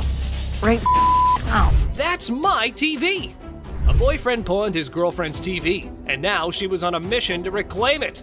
Looks like he learned the hard way that pawning isn't relationship therapy. My boyfriend pawned my TV, and I need it back. I don't got no slip or nothing, but I need my TV. He took my TV. I woke up this morning, and it was gone, and I need it back. He didn't give you the ticket? No, you can look it up. I can't help you without the ticket, and if it's not in your... Y'all gonna do something, and that's my because I need my damn TV from out of here. Being mad and all that's one thing, pawn shop peeps, but our lady here forgot that this store had a no ticket, no service policy. So how about you keep your volume down, lady? So he stole it from you? Yeah. Okay, so what you need to do is go make a police report? No, I need my TV from here right now. Since it's not legal for us to look up somebody else's name. Look up my TV, lady. No, I will not. Don't do that to me.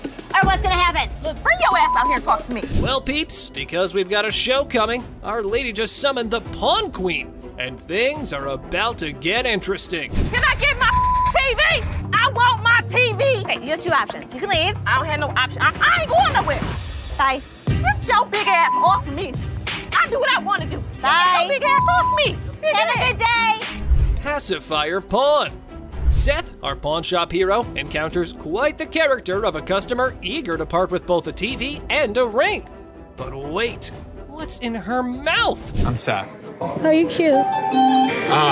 Yeah.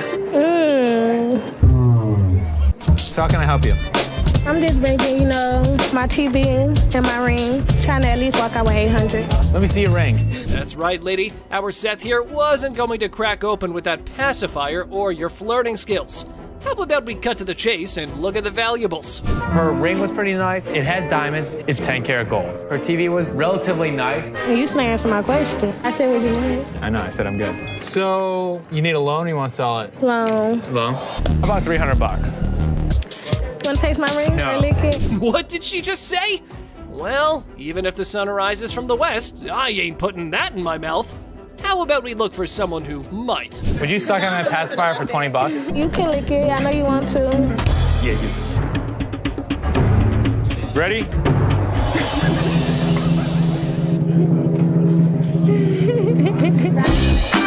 Push fight. Two buddies square off in a pawn shop brawl over one friend's attempt to pawn the other's beloved PlayStation without permission. This calls for drama.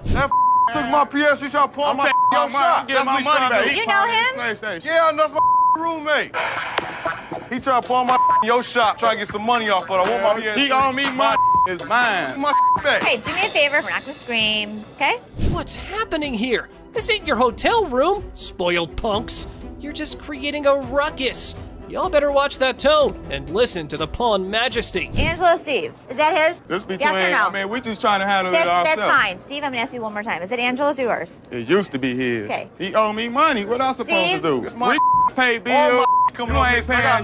Tell you what I'm gonna do with it. I'll tell you what I'm gonna do. All right, guys, you probably want to take your business outside because there are some customers here who are not in a mood to listen to your story. Come take Can I see it? Come with me. You know, I'm a pawnbroker. I'm not a kindergarten teacher. You guys go talk about it amongst yourselves, and when you figure it out, then come back inside, okay? Until then, I don't want to hear you arguing. You grown men, not kids, go on. All right. Free grab. The girlfriend decided to pawn her boyfriend's Xbox, and now he's on a crusade to rescue it. Lesson learned, right? Pawning is such a brilliant way to solve everything. My girlfriend, she came up here and she got rid of my Xbox 360 and I came up here to get it back. Okay, you get the ticket? No, I can tell you her name and you can just give me my I can't 360. give you any information about somebody else's account. You just need to give me my stuff. But our man here forgot that this store needs a police report for such incidents. So how about you keep your volume down, gamer? Instead, this is what he does. Can I just have my... We can sell you another one. Well, let me just look for one that I want to grab. Okay, you go that way. Wait, right Hey, what here. up 360 there, And bro? I'll sell you one. Stop right here. No, ain't no And I'll selling. sell you one for $200. No, I can grab one for free. Excuse me? Yeah, you can heard. do what? What in the world was this dude thinking? He was running around like it was a jogging park. But hold on to your seats. Big Joe was here for a run too. Hey! Get out of here. Get the out. Now. All right, now. Don't ever step back my You gonna car. make me move? Get out of my face. I'm My stepping store. Bye. Hey, what's going on? Hey, man. That's a nice refrigerator. Get the out of here. Come on, refrigerator. You stupid. When you start attacking another... Yo, better get this lady, because I ain't got nothing. Please, Nobody don't got time for this. Yo, get this old ass lady. You better get my Campus deal. Buckle up the antiques, guys. We have a man who's brought in a piece of the Victorian century to sell at the pawn shop. Get ready for a blast from the past. I thought this was one of the coolest compasses I have ever seen. It had brass around it. It was really in immaculate condition. How much would you really take for this thing? $150? It's an early century antique. I don't believe there's a great many out there. No matter how much you like the item, our lessee decides to do a little investigation before pulling out the big bucks. And take a look at what he finds out. There are huge collectors out there. I think I can make money on this thing if I can get it at the right price. He wants $150, and here you can buy it on the internet for $33. I was surprised at the price. Oh my! It seems we've uncovered a big old cheat. Now that we know the truth, let's gather our courage and confront the seller. Get ready for a showdown. I've been doing this a long time. Do I look like a idiot? No. How much you have it listed for on the internet? Don't think we're stupid. Come on. No, you don't. Because it's very rare that I get fooled. Here's the way it works. Take your compass and get your ass out of my store. Refrigerator. Well. Guess what we stumbled upon? A person. Yeah, a real-life human being lurking inside a refrigerator. Now that's one way to stay cool in a store. What the are you doing? I was checking out this refrigerator. I've heard of this situation happening before. People hiding in trunks, in suitcases, in cabinets. They wait until the store closes and then they rob the place. Our fella takes refrigerator admiration to the next level by boldly sitting inside. Talk about being a big Ice Age fan. Huh? Just cut to the chase, man. You gonna buy it? I was thinking about buying it. Don't you normally check it out by looking at it, not testing it out? Sometimes. What are we gonna do, rob us? This mother is not getting away with it. Not here. Get ready, everyone. An exciting scene unfolded when the store owners confronted a potential thief. What an electrifying clash we're about to witness. Come on, man. You kind of remind me of like a crackhead Snoop Doggy Dogg. Tell you right now, you take another step, it's gonna be your last step walk. Were you gonna stay in there all night, come out in the night? What if this guy is part of a bigger team? I'm worried. I need to figure out a solution and talk to my dad. Fake diamonds. This thrilling episode of Hardcore Pawn features a woman claiming her niece gifted her some earrings from their store. Oh, let the drama begin. So there's two problems here. The first problem, you don't have the receipt. Second of all, no cash. On the receipt, it says no cash refund. One more problem that's really key to this whole thing. These are fake. Everything got off to quite a normal start until the lady customer was asked about the receipt. Yeah, apparently she was looking for a pass on that. Talk about being delusional. Two options. You pick whichever option you want. You can leave. No, I ain't going no where. Second option is you can get the receipt and then ain't no receipt. It ain't no receipt. Finish listening. No. It's time to leave. I'm not going nowhere. It was like a verbal storm. As far as her reaction goes, well, let's just say it was quite the showstopper. Let's see how Ashley handled the situation. This is Joe. How you He's doing, gonna show you to the front door. Wait a minute now. Get your hands off. I guess Don't you're mind leaving. I'll be back. I'll be back. See you then. Little ass baby, you need to go get fed right quick. Con artist. Buckle up for this one. An overconfident individual walks in claiming to have big cash to buy something. His grand entrance sets the tone for this bizarre encounter. Let me see this one right here. This one right here. That's platinum. Yeah, I like that one. Oh, now this is real nice right here. I think I could look good when I go out with this. That one's sharp. How much is this one right here? $5.99. Hold down, baby. Hold on, folks, because this is one roller coaster of a ride. Our protagonist believes he's holding a fortune, enough to buy a $500 watch. It's a $2 bill. Okay, and it's worth $2,000. It's rare to find a $2 bill that got red in it. Now tell me they ain't worth $2,000. I'm about to go deaf right now. Oh, don't piss off Bugatti. This fellow insists that a humble $2 bill is worth a whopping $2,000. Give me a break. This dude better be on drugs for this to make sense. So you wanna ball my $2 bill up? You know what? I'm gonna tell you something. Okay. You owe bologna sandwich. Y'all ain't got no money. You know what I'm saying? Have a good day. Please have Big Mouth. Big Mouth is hungry. You're hilarious. Real funny, man. Y'all be killing me. I pawn you. Gift card. In a sadistic twist, a customer enters waving a $100 bill, claiming it's for bail. Oh boy, let's see what she has on her buying list. Let me see this right here. This will be good. Okay. This one. This is really pretty. Okay. That's really pretty. It's really pretty. Good on you. That was 100. 100. I'll take it. Okay. So this woman falls in love with an item, but you would not believe how she decides to pay off. What a classic move of pawn shop antics. It's a $100 gift card. These are not our gift cards. What would you call it? These are preferred customers. Right. So these are VIP cards. A gold card allows you discounts on the sales floor. You can't swipe this card and apply $100 on it. Seems like this woman had her fast one playbook already at the pawn shop.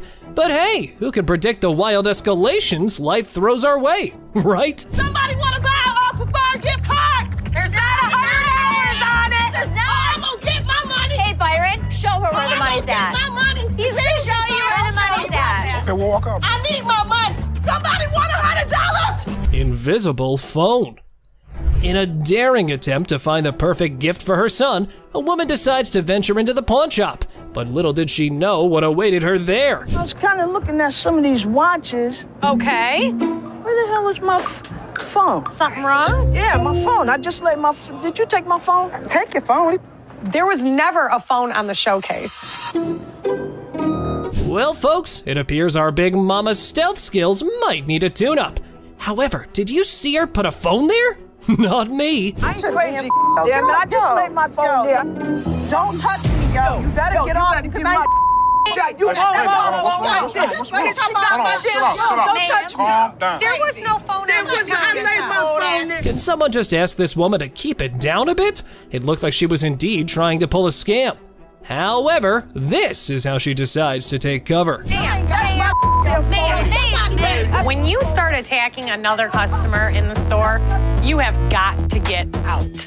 Yo, y'all better get this lady because I ain't got nothing. Please, yo. listen. Nobody don't got time for this. Yo, get this old ass lady. You better get my mother.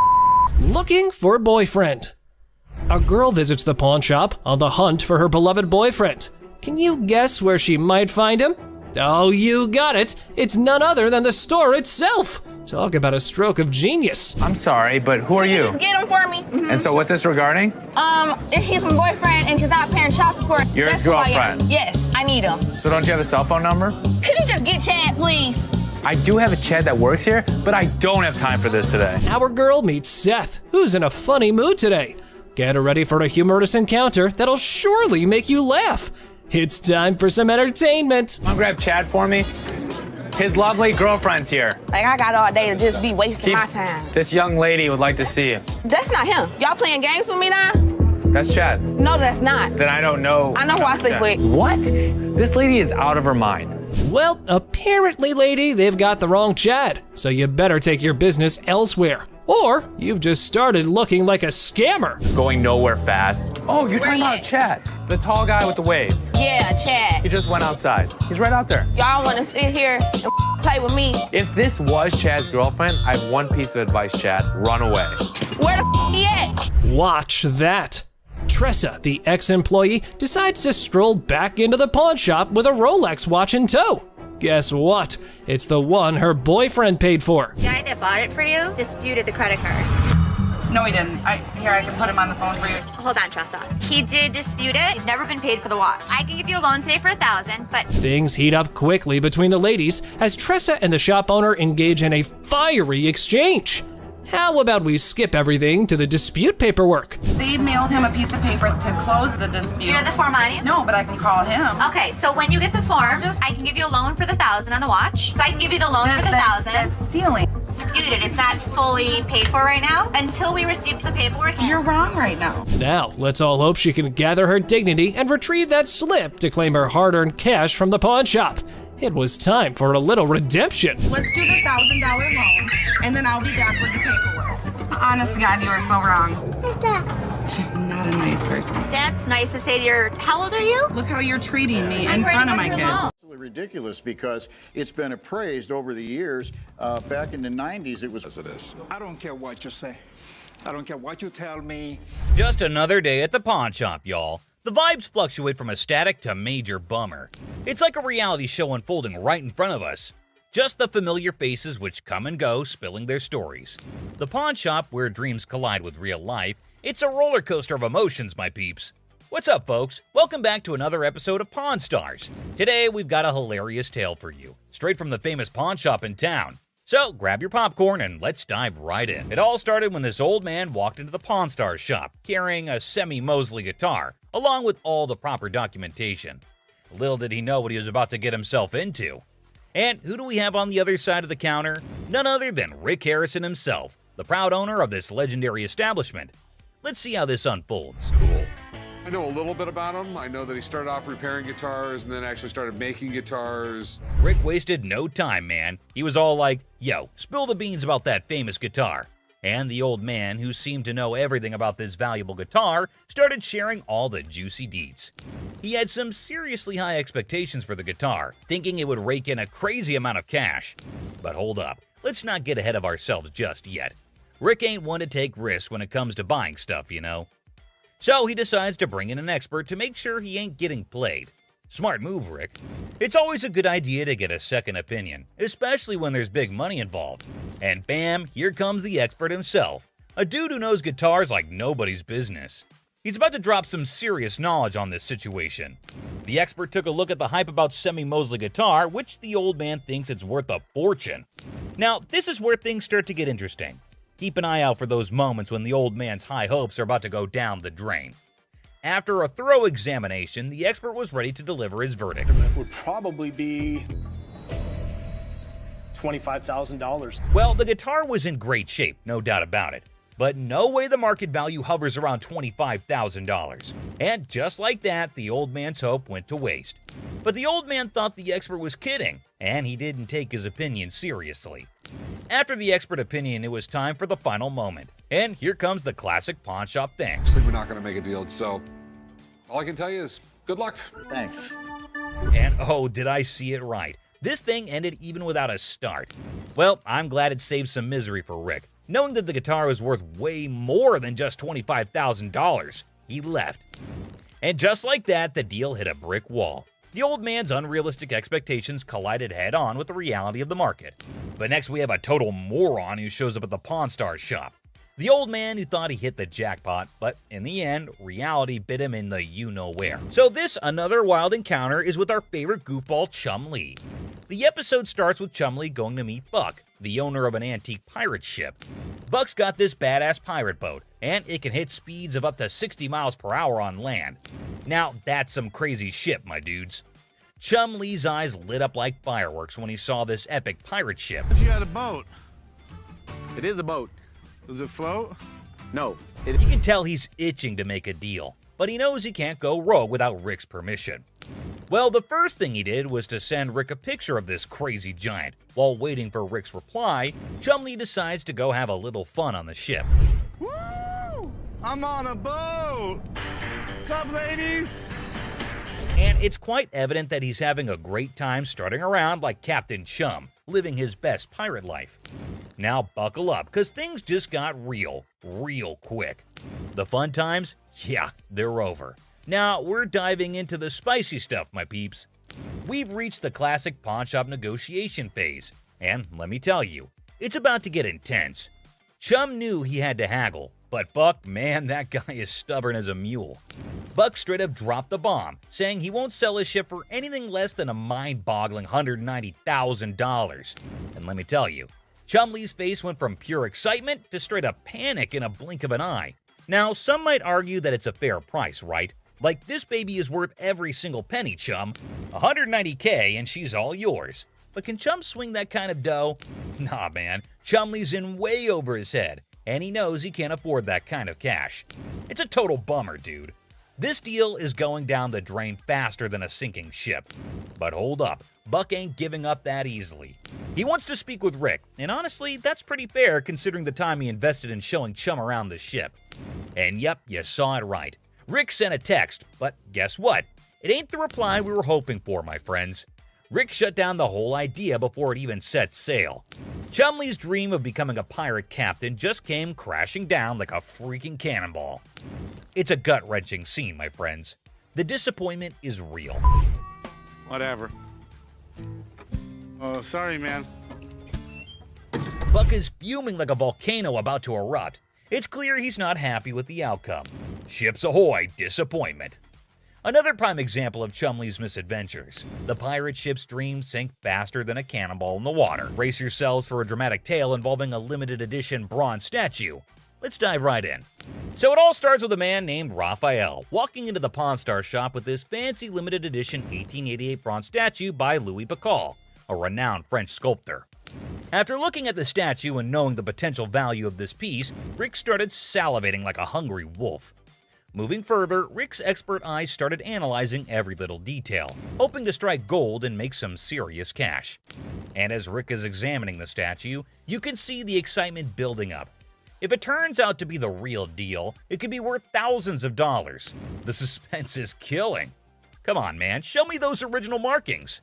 Now, Rick's like a detective on the case, searching for any signs of authenticity. And in a dramatic twist, Rick got the truth. You need to see this. Looks right. What doesn't look right is there's some pitting right here.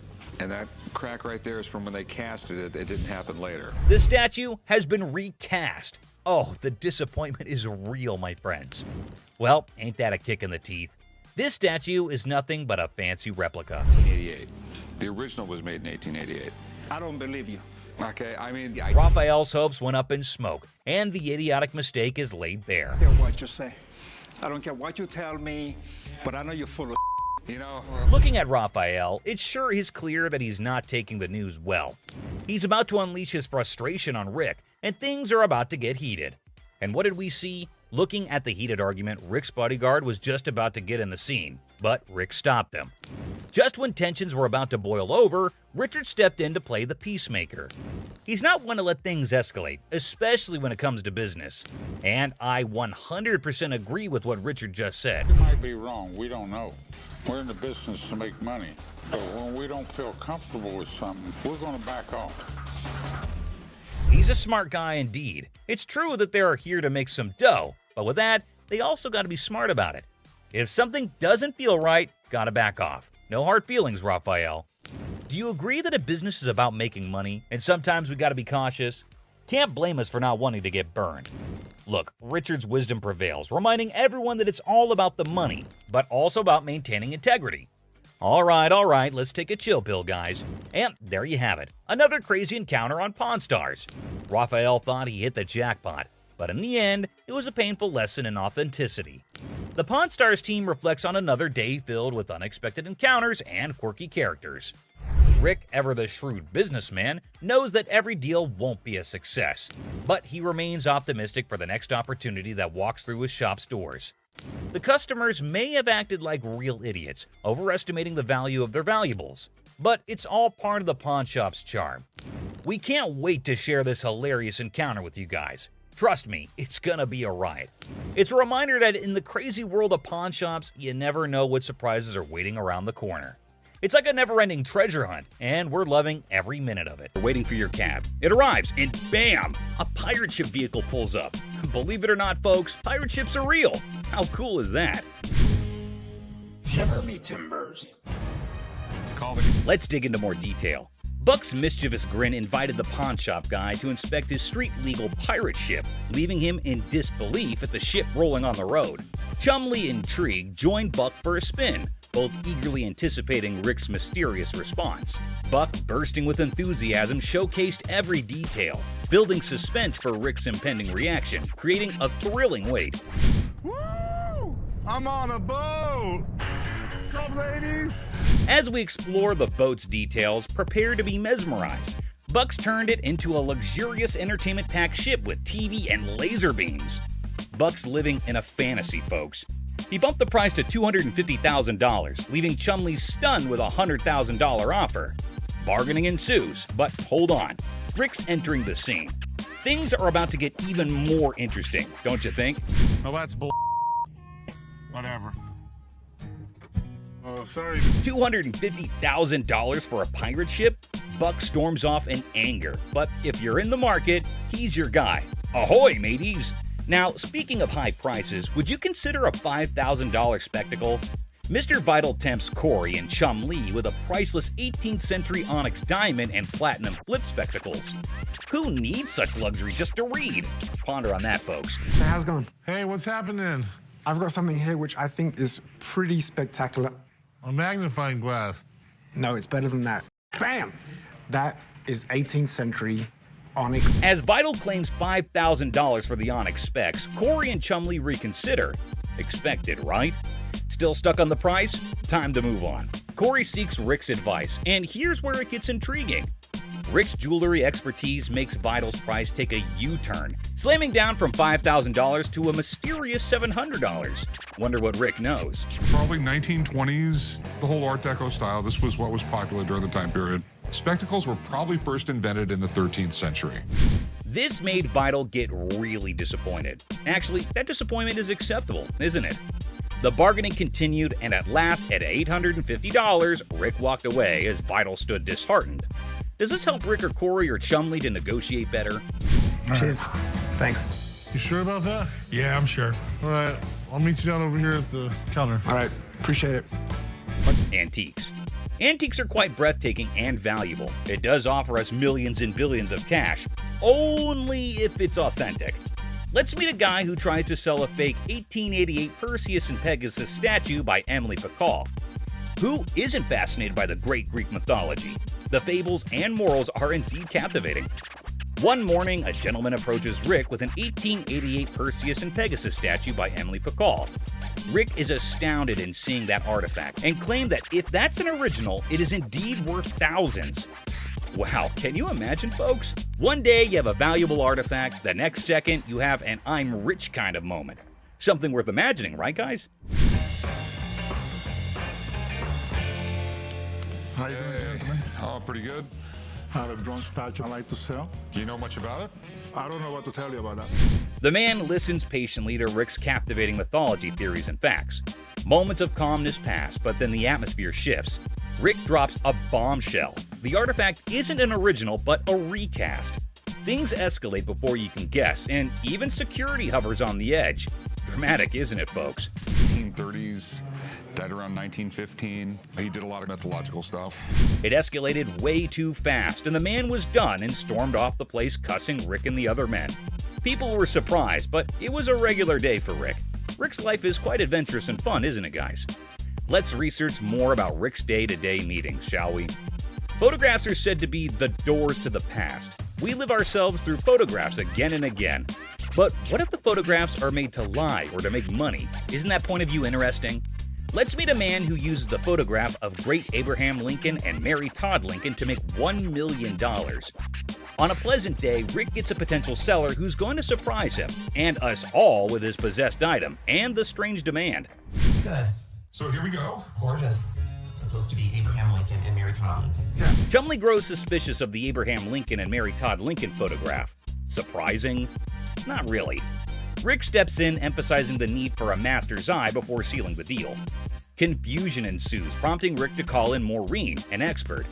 Maureen declares the photo illegitimate, sparking tension between Rick and the seller. Spicy, right? Now, the absurd unfolds. The seller demands a whopping $1 million for the photograph, leaving the crew and us, the audience, utterly speechless. The man has left us hanging. What's really going on here? In 10 years. Honest to God. I know, you think this is worth $1 million? Isn't that correct, guys? Anyways, Rick didn't encourage the guy, which led to the repercussions between them. He took the big leap and faded away from the scene of action. Is greed an important factor in this, or are the sellers genuine in their prices? A lesson for you guys. One shouldn't be dumb enough to be this greedy. Fascinated by weapons, right, guys? Guns top the list. Now, picture this. You invest all your savings in a pistol, only to find out it's a fake. Ouch, that's gonna sting. Watch how this man loses himself on realizing that he bought a fake flintlock for $800. What do we got? We have a 1763 French flintlock pistol. Okay, you mind if I see it? Absolutely. Corey is approached by a man with a cool-looking flintlock pistol.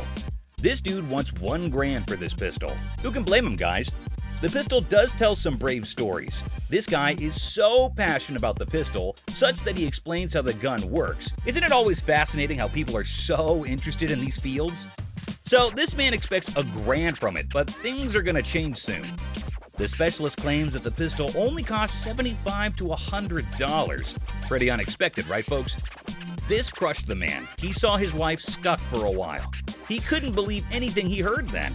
The thing is a fake. Poor guy, he asked again and again for confirmation, but nothing could change the reality.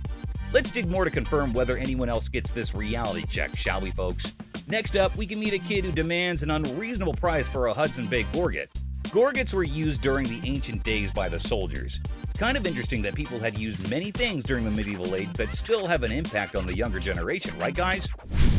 What's going on, son? I've got a Hudson Bay Gorget made probably around the 1700s. Hey, Rick. This young man shows the Hudson Bay Gorget to Rick. Rick immediately recognizes that it's from the 1700s. But is it for real? Let's find out. The small dude asked $100,000 for the neckpiece, which shocked Rick. Just like how we're sitting now. Try to focus, guys. Let's see how the deal is gonna go down. Rick politely disagrees with his demand and gives him a clear clarification on why with proper reasoning. Things heated up as the young man started cussing at Rick. All right, have a nice day. That guy, I think he just thinks I'm some punk kid. Rick returns the Hudson Bay Gorget politely, and the guy is angry and rude. He finds his way out himself while cussing and being angry at Rick. See, folks, realities are hard to swallow, but that's the way it works. Isn't it true, people? Things are getting more and more interesting as we dig more about these incidents, right guys? Let's travel more. A piece of metal molded into a shape and is attractive. Yes, it's a ring. They are aesthetic and beautiful, but what if it costs $13,000? Let's see what happens during this encounter. One day, a client arrives at Rick's shop claiming that he owns a 1995 Atlanta Braves World Series ring. As the name suggests, the ring was gorgeous and was indeed a pleasure to the eye. The ring was so bright that it almost made Corey go blind for a little while. Let's see how.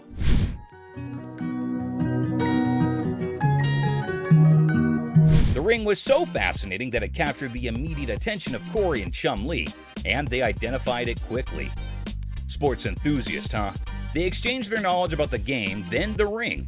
They instantly felt a connection because of their craze on sports. Let's see till when the connections last. I'm sure that the journey will be interesting. Let's go on. Corey and Chum Lee found something that suddenly changed that friendly atmosphere among them. Do you have it, the ring? It's a staff ring. Okay. I know there's a huge difference in price between the staff. Yes, you heard it right. The ring didn't belong to the players. Instead, it belonged to the staff. Therefore, it's not the original player's ring. This made the client uncomfortable. They called down an expert to confirm the price and authenticity. Things are about to get more tense. Sit tight, guys. Client claimed that he expects $13,000 for the ring, but the expert confirmed that the ring only cost $800. Shocked, right? Then the client became furious and he claims that he's never going to return to the store for selling anything. He cusses the expert, Corey, and even Chum Lee. It's a portrait coin of Julius Caesar from the month before he got assassinated. Rome wasn't built in a single day. A familiar quote. What comes to mind? Julius Caesar, the most powerful ruler in history. Now, imagine someone claiming to have a coin with Julius Caesar's print, made just a month before his death. Even Rick was fascinated, eager to delve into the captivating details of this historical coin. A key addition, right? The man expects $4,400 for the coin, and initially Rick agrees without negotiations. But hold on, Rick consults an expert for a second opinion. Always better to consult before concluding, right? The expert drops a bomb. The coin isn't worth $4,400, but only $1 grand. Devastating for the client. As they argue and bargain, hope for more cash on the coin dwindles.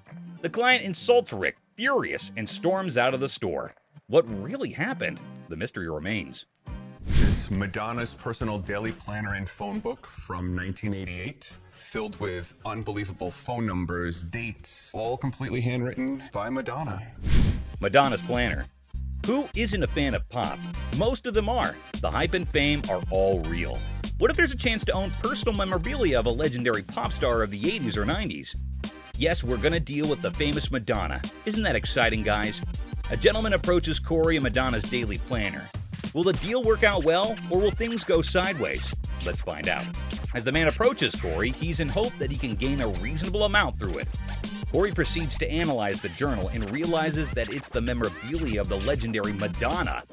Corey is thrilled and excited by the fact he just heard. As a fan of pop, he couldn't reject the item, but analyze it. He then continues to flip through the pages. The man and Corey further discuss the notes written in the diary. Corey started feeling like the diary was legit, that it belongs to Madonna. It was because there were dates and events that are exclusively written, which can be directly connected to her. It's indeed exciting, right guys? Corey took a safe step and consulted an expert. He came and analyzed the journal over and over. He confirmed that the diary belonged to Madonna itself. This made all three of them excited. Will the deal go smoothly? Unfortunately, the atmosphere changed when the price negotiations started. The man asked $25,000 for the journal. This made Corey rethink. He pushed down the offer all the way down to $4,000. Corey explained why he downed the offer. How would you react in this situation? Let's see how this guy dealt with it. He was annoyed and devastated on hearing the price. He even raised his voice at Corey, but there were no further negotiations on their part. Man claimed that he was insulted by the price set by Corey. He repeatedly claimed that Corey was making a big mistake, and he stormed out of the shop. You think Corey made a mistake, or was it a wise decision? Okay, it's a 1961 Fender Stratocaster. Semi Mosley prototype guitar. Music and songs are indeed a part of everyone's life. Musical instruments also play a significant role in good music. What if one gets a chance to get in touch with a guitar which was originally used by the star itself? Let's see what's going to happen here. On a fine day, a man approaches Rick with a guitar. It was none other than the Semi Mosley's prototype guitar. Rick was stunned to see such a rare guitar. Seller was so enthusiastic about the guitar, he made Rick familiarize with the guitar. They both exchanged the facts that they both know about the prototype guitar.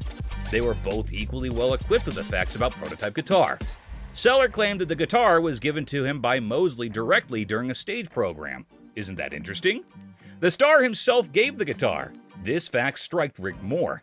They had a good conversation about the guitar, its origin, about the star, his band, etc. Rick then asked a specialist to analyze the guitar and assume its price. Seller seemed to be quite arrogant about calling a specialist. As the expert arrived, he immediately recognized the guitar and its type. He also contributed some facts about the guitar. They three had a good discussion over the item. The atmosphere seemed pretty good during that time, but changed drastically when the price negotiations began. The seller claimed that he was expecting $100,000 from the guitar. That offer was immediately turned down by Rick as well as the specialist. This made him vexed. He got furious when he heard the price. Negotiations weren't helping during this time. Things were going sideways and he stormed off. Rick and the specialist were feeling quite relaxed after he left. Do you think the guitar was worth $100,000? I got an old Stevens shotgun, 3 triggers. It's been in the family for about 60 years. I travel around the country with my line of work, and I've been toting the shotgun around for the last 15 years. What do you do for that? I'm an insurance adjuster. 3-trigger shotgun. Guns are fantastic pieces of machinery. As we all know, they come in a variety of shapes and purposes. The usage of guns dates back to the ancient eras. Can you believe that the guns were a part of livelihood during the olden days? It was included in men's day-to-day activities. One day, a man approaches Corey and Chum with a unique gun. Hold on, folks. Let's see how the deal goes. Corey suddenly became captivated by the gun.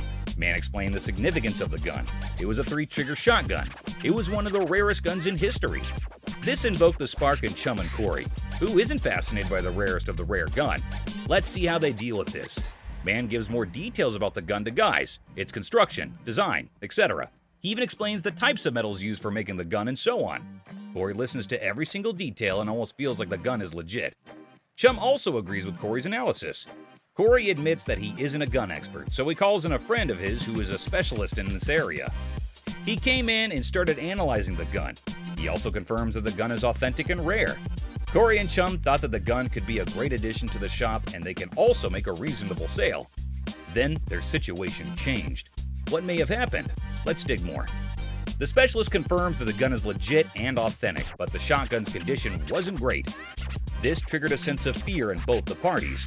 The atmosphere got worse as the discussion about the price began. Man said that he was expecting $100,000 from the gun. Is that price justifiable as the gun is a rare antique? Let's find out. When the price was stated by the guy, Corey and Chum were dumbstruck. After hearing the specialist's opinion, they lowered the price to $500. This was quite insulting to him. He didn't agree to the price. Corey didn't negotiate further as he knew that it didn't price much. The man became annoyed. He left the place in anger. Was the gun really worth more? That's the question left for you folks. I've been collecting bikes for about 20 years, and I started collecting Schwinn's like most guys do, and I just said, you know what? I want to collect something that nobody has. Murray Bikes. Everyone has owned a bike at least once in their life. There are a lot of bike enthusiasts around the globe. One such man approaches Corey and Chum with 2 hotshot cycles. Hop on, let's see what will happen. So one fine morning, a seller comes down to the shop to sell 2 bicycles. They analyze the cycles and understand that the cycles are none other than the Murray cycles. Murray cycles are one of the legendary cycles that dated back to the 80s. They were the best-seller cycles during that era and were very popular. They were excited to see the OG unique cycles. For further clarification, the seller gave him the facts about the cycle, not only about its origin, historical values, the making, and mainly about their features. They listened to the features and examined the cycles closely. They ask if it is okay to take the cycle for a spin and so on. Things seemed pretty good and okay while they were discussing the facts about the cycles. For further clarification, also for expert opinion, Corey brings an expert and asks him to analyze. Will things run smoothly or not? Let's find out. The expert also discusses some of the facts about the cycle with the other 3. They 4 have an open heart conversation about Murray cycles. Now things are going to take a different turn. Let's see why. Corey asks the seller how much he's expecting for the cycles, and he claims that he expects around $8,000 for both the cycles. This leaves Corey in shock. As they negotiate, Corey claims he can only buy it for $3,000. The seller seems to be in distress and not willing to sign the deal. He claims that the cycles can be traded for more than the above-mentioned price. Both of them disagree, and the seller leaves the place without signing the deal. It was indeed a cycle that fascinates all of us. Maybe Corey has different ideals and also focuses on what's good in the field of business and more. So, whose reaction do you think was the worst? Make sure you leave your comments below. And if you enjoyed my video, make sure to drop a like and subscribe if you haven't already. See you in the next one. My dad truly believed that this glass could be something. Space for years. Okay, I'm not... $4 grand? $4 grand, that's probably my... From a killer ride to something straight out of Star Trek. Welcome back, Pawn Squad. Get ready to explore the shady side of the pawn world as we uncover 5 super rare illegal items encountered on Hardcore Pawn. Another day at the pawn shop, and you never know what surprises will walk through that door. Today we've got Seth bringing in something that's blowing everyone's mind, and boy is he in for a shock.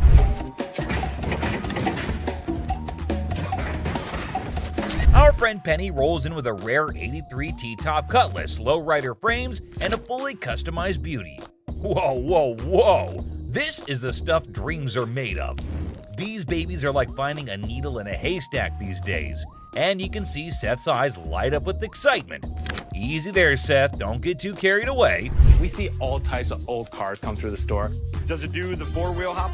It could if you wanted it to. This amazing car is decked out with 4 switches and can hop up to 72 inches in the front. And guess what? If you're up for it, it can even do a 4-wheel hop. Talk about a versatile ride. If you wanted it to, it's equipped to. But it's very rare we see a tricked out car that actually jumps off the ground. This car is the real deal, folks. It's got all the bells and whistles you could imagine. How often do you come across a fully equipped ride like this? Seth can't help but admit that it's incredibly rare to see a car that's not only fully customized, but can also jump off the ground.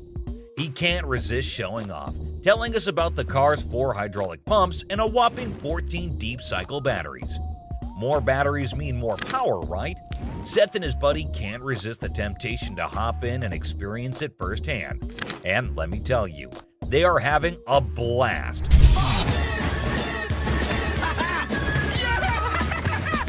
Now, Seth really wants this car, but he wants it at the right price. Penny, on the other hand, is hoping to fetch $12,000 for it. Will Seth bite the bullet and make the deal? Well, here's the twist. How about $4,000? Seth is only willing to dish out $4,000 for it. Whoa, talk about a huge drop. You can see the disappointment on Penny's face. He explains that he spent $4,000 just on the paint job alone.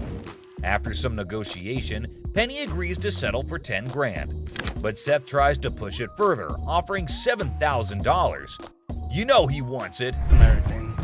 It's very rare we see a tricked out car that actually jumps off the... Penny, being the wise guy he is, doesn't take the deal. In the end, they part ways on good terms. Well, folks, let's hope Penny finds another buyer who's willing to meet his price for this fully customized car. It's always a thrill to see unique items like this in the pawn shop. And who knows what will come through those doors next. Stay tuned for more pawn shop adventures. But here comes another gem-filled day at Les's pawn shop. It's a waste of time, Dad. You'll see. We have a woman who's brought in some stones she discovered at her late grandmother's house. Her goal? To gather enough cash to cover her dear grandma's funeral expenses. Poor thing, she's not quite sure about the value of these stones and is expecting to receive a modest sum for them. Younger. How much did you want for these? Anything would help, like $50 or $100. Enter Ashley, who wants to assist but has serious doubts about the authenticity of these gems. On the other hand, Les is a big softie who sees potential in these stones and wants to help the woman out. What? This is a waste of time. This could be custom jewelry. Yeah, it could be, but I think some of these are... Now, Ashley isn't on board with Les's plan. Talk about family drama. She's doing her best to convince Les that this is a complete waste of time. But Les has something up his sleeve. He's arranged for a gem expert to come in and assess whether the stones are genuine or not. And let me tell you, what unfolds next is nothing short of astonishing. Brace yourselves, folks. Holy... Oh my God. These stones turn out to be the real deal. Crystal's life is about to take a major turn. All the stones, except for one, turn out to be plain old glass. But that one stone, oh boy, it's a game changer. It's a rare Burmese ruby worth a whopping $10,000. Les's hunch was spot on, and boy does it pay off. So we'll be able to give you $10,000. Crystal can hardly believe her luck. She's ecstatic and still pinching herself to make sure it's real. And you know what? Les deserves a round of applause for his intuition and faith in those stones. Well done, Les. It just goes to show that sometimes you can stumble upon hidden treasures in the most unexpected places. Crystal's journey from uncertainty to a life-changing discovery is a testament to the unpredictable nature of the pawn shop world. Who knows what other surprises await us in the future? Stay tuned, folks, because the adventure at Les's pawn shop is far from over. Hold on to your seats because this next guy is about to unleash some of the rarest goodies on the market. 5, 6. Brace yourselves, space geeks, because this is gonna blow your mind. So this guy rolls up with a bunch of crates, and let me tell you, the anticipation is real. Got a couple things. I have some Star Trek things, and I also have things from NASA. He's got some seriously cool stuff from the Star Trek universe, and even NASA. I mean, come on, that's pretty awesome. It's clear that this dude is a space enthusiast through and through, and his collection is off the charts. Honestly, it's a total flex. Like seriously, you gotta take a look at this thing. This is all the kind of stuff that you're into. Now, here's the kicker. Ashley confesses that she and her brother aren't exactly die-hard Star Trek fans. But guess what? Every time they get anything Star Trek related in their shop, it flies off the shelves. I'm not a Trekkie girl, my brother's not a Trekkie guy, but when we get Star Trek stuff in here, it flies off. Talk about a lucky break, huh? This guy managed to gather all these valuable items from various Star Trek conventions across the country, thanks to his gig as a truck driver. Talk about dedication to the cause. But wait, it gets even better. He pulls out this kit from Paramount Studios, which is a seriously impressive piece in his collection. To give to radio station to run ads for the show. It's an authentic set that was sent to a TV executive when Deep Space Nine first hit the screens. Now that's some next level stuff right there. You can't help but appreciate the sheer coolness of it all. Here's the catch though. All this awesomeness comes at a price, and Seth, our shop owner, is taken aback by the asking price. This was $1,000? Yes. Wow. $1,000? Yes. Why? Why is that so Because much it's money? custom built, and it all lights up and works. The guy wants a whopping $1,200 for everything. unless ever the savvy negotiator tries to bring it down to $700. It seems like a stalemate, but fear not, because Ashley steps in with her clever thinking. After some intense back and forth, Ashley manages to strike a deal. 800. She works her magic and secures all these incredible items for just $800. Can you believe it? Talk about a happy ending. Everyone walks away satisfied. The customer gets a fair price, and our shop owners have some killer new additions to their inventory. Who knew that a truck driver with a passion for Star Trek could bring so much excitement to our little shop? It just goes to show you never know what surprises are waiting around the corner. I kid you not. This next guy just pulled up with a true gem. Checker taxi cab. I don't know about the original miles. Meter still. Can you even fathom it? It's none other than a 1982 checkered cab. Whoa, now that's what I call antique. Take a gander at this beauty. It's in remarkable condition. It's evident that the owner showered this car with lots of love and care. Kudos to him. Did you call for a cab? Did you call for a cab? Now, hold on to your hats because there's more to this story. Our daring duo, Les and Seth, decided to peek under the hood. Lo and behold, their jaws dropped. Look at that thing purr. Don't you lose money because you get there quicker? And it all goes... The engine looks splendid, almost brand new. How cool is that? But wait, there's a fascinating tidbit about this cab. Back in the day, they used to write the rates right on the taxi door itself. Talk about genius. This way, the rates were fixed, making it easier to attract customers. It's a shame we don't see this kind of thoughtful detail nowadays. The door. Did you see the rates on the door? Yeah, I did. The shut-up one is one I like. And guess what? This car enthusiast doesn't just have one of these incredible cabs, but a whopping total of 4. 4, my friends! And out of all his prized possessions, he decided to part ways with one and sell it to this very pawn shop. As long as the price is right and it's in good condition, we can make a profit. Boy, oh boy, Les and Seth should count their lucky stars. Now brace yourselves for the asking price. This customer is seeking a jaw-dropping $10,000. Can you believe it? Les, being the inquisitive one, questions the reason behind such a hefty sum for what seems to be a mere antique car. Sensibly, Seth suggests that the customer take the car for a spin, just to ensure everything is running smoothly. Perhaps then they'll be able to negotiate a fair price. Good thinking, Seth.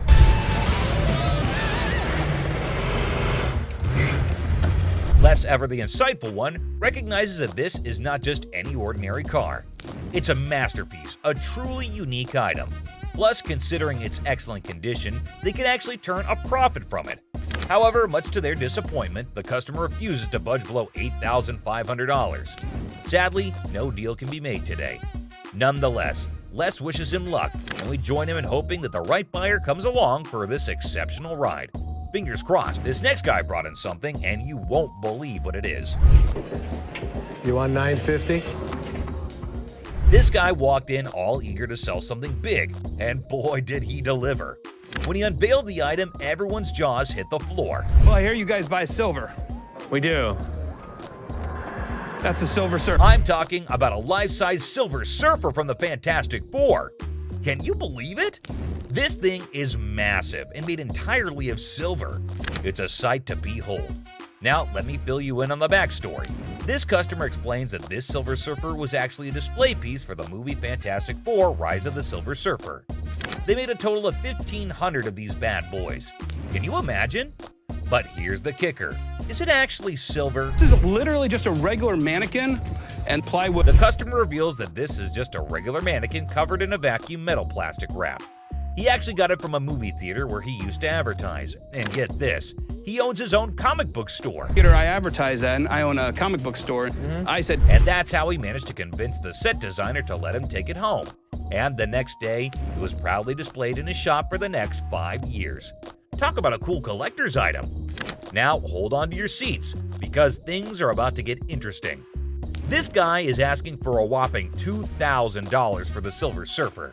And let me tell you, he seems pretty darn adamant about it. Like, take a look at this. I want $2,000 for it. Why? Ashley, always the one to ask the tough questions, wonders why it's priced so high. The customer confidently explains that outline. It's actually valued at $3,000. and he wants a fair price for it. Oh, and here's a fun fact for you. The Silver Surfer was actually voted one of the top 50 most recognizable comic book heroes in America. Pretty cool, huh? Ashley, being the shrewd businesswoman she is, gives the customer a reality check. She offers him a lesser amount for it, stating that it's the best she can do. But the customer stands his ground and refuses to go below $1,000. That's quite a gap to bridge. To buy this from you for $500. But then in comes Seth, our resident genius manipulator. What he does next and how he convinces the customer will truly shock you.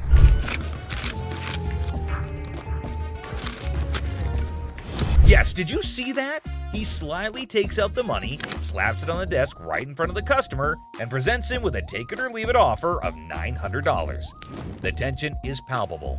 What do you think this man will do? Take it or leave it. It's clear that he's holding out for a higher price. Hey, sometimes you gotta stick to your guns. Well, after giving it some serious thought, the customer ultimately did decide this. It's a pleasure. We're gonna go surfing on home. See you later. And walked away from the deal.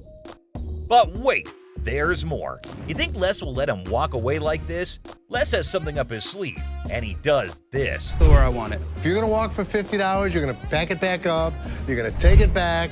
Well, after mulling it over, the customer finally caved in and agreed to Les's offer. That's the kind of influence Les has, folks. Somehow, people just can't resist his charm. Now, with everyone on the same page, they can all happily move forward. It's smooth sailing from here on out. And that concludes our thrilling journey through 5 super rare illegal items on Hardcore Pawn. Which of these were your favorite? Let us know in the comments below. And if you enjoyed this video, don't forget to hit that like button and subscribe for more action.